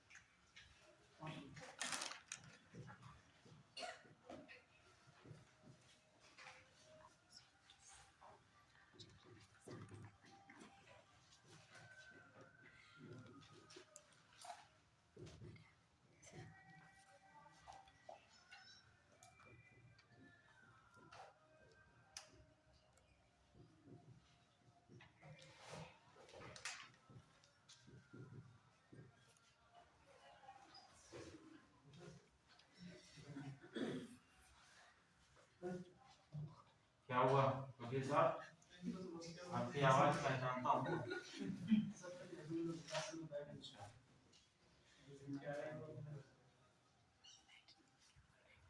ये देखिए मोपला विद्रोह 1921 में होता है। कहाँ पर हो रहा है? मालाबार क्षेत्र में है। ये एक मुस्लिम विद्रोह था, इसमें हम लोग बात करते हैं। देखिए इसमें जो किराएदार हैं, ये देखो वैसे पीजेंट्री से नहीं माना जाता है, लेकिन चूंकि इसका आर्थिक उद्देश्य है तो यहाँ पर हम लोग इसको डिस्कस कर रहे हैं। ये कृषक आंदोलन नहीं है, इतना ध्यान रखिएगा, ये कृषक आंदोलन नहीं है। किराएदार जो हैं वो यहाँ पर बेसिकली मुस्लिम हैं, और जो लैंडलॉर्ड है या मकान मालिक हैं वो हिंदू हैं। महत्वपूर्ण आंदोलन है और दक्षिण भारत के मालाबार क्षेत्र का इकलौता आंदोलन है। ठीक है, मोपला विद्रोह, इसका नेतृत्व किया है बरियाम कुन्ना।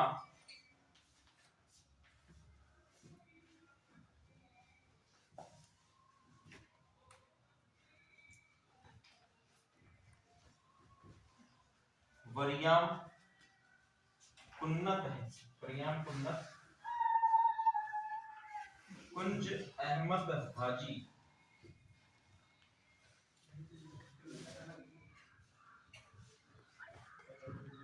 ठीक है, ये इसके नेतृत्व करने वाले हैं। तो देखो भैया, अब किराएदार यहाँ पे मुस्लिम्स हैं, मालिक यहाँ पे हिंदू मालिक। जो आपके लैंडलॉर्ड्स हैं बेसिकली हिंदू रिलीजन से बिलोंग करते थे, और आपके जो किराएदार है वो मुस्लिम कम्युनिटी से बिलोंग करते थे। अब देखो 3-4 चीजें थी। पहला चीज क्या था कि हिंदू जो आपके मालिक हैं, इन्होंने पहली चीज क्या कही कि रेंट को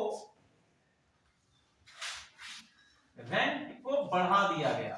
ठीक है, रेंट बढ़ा दिया या हाई कर दिया गया, कि रेंट की दरें क्या कर दी गई, हाई कर दी गई, बढ़ा दी गई। दूसरा चीज इन्होंने क्या कि there was no fixed tenure, जो समय सीमा थी, जो रहने की समय सीमा है व्यक्ति की, कभी भी निकाल सकते थे, कभी भी इनको दखल बेदखल कर सकते थे मकानों से। ठीक है, तो there was no secure tenure, कोई भी आपका रहने की समय नहीं था, रहने का समय, कभी भी इनको निकाल दिया जा सकता था, कभी भी नहीं किराया दे पाए तो इनको जबरदस्ती निकाला गया, इनके घरों को खाली करा दिया गया, तो ये समस्याएं हो रही। दूसरा चीज क्या थी कि एक इन्होंने नया सिस्टम जारी किया गया, तो उसको कहा गया रिन्यूअल फीस, कि आपका समय रिन्यूअल फीस की, जो लंबे समय से रह रहे थे लोग, उनको कहा गया कि अब आपको यहाँ पर रहने के लिए आपको एक फीस भी देनी होगी, किराए के साथ साथ एक फीस देनी होगी, जिसको कहा गया रिन्यूअल फीस देनी होगी। ठीक है, तो इन पे आर्थिक बोझ पड़ गया, जिसके कारण ये आंदोलन, ये आपका विद्रोह जो है शुरू हो गया इन क्षेत्रों में। ये विद्रोह महत्वपूर्ण क्यों हुआ? मोपला क्या है? मोपला एक आपकी एक प्रकार की कम्युनिटी है। कौन सी कम्युनिटी है? मुस्लिम कम्युनिटी है। उसी समय पर ये इसका समय पीरियड देखें, टाइम पीरियड देखें, 1921 में उत्तर भारत के क्षेत्र में एक महत्वपूर्ण आंदोलन शुरू हुआ था, जो कि पैन इंडिया आंदोलन था। कौन सा है? असहयोग आंदोलन, नॉन कोऑपरेशन मूवमेंट। ठीक है, बहुत ही महत्वपूर्ण आंदोलन है आप लोगों के लिए परीक्षा की दृष्टि से। असहयोग आंदोलन 1921 में शुरू हो चुका था, 1920 में इसकी अवधारणा को लागू किया गया था। बोला गया कि एक आंदोलन लाया जाएगा जो असहयोग आंदोलन के नाम से जाना जाएगा, 1921 में इसको शुरू भी कर दिया गया। ठीक है, तो भैया असहयोग आंदोलन शुरू हो चुका था। साथ ही साथ असहयोग आंदोलन के साथ में एक आंदोलन जुड़ा था, जिसको हम किस नाम से जानते हैं? खिलाफत आंदोलन। खिलाफत आंदोलन किसने शुरू किया था? गांधी जी ने। गांधी जी ने शुरू किया।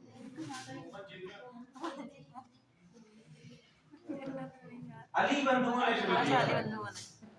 इसमें शौकत अली थे, और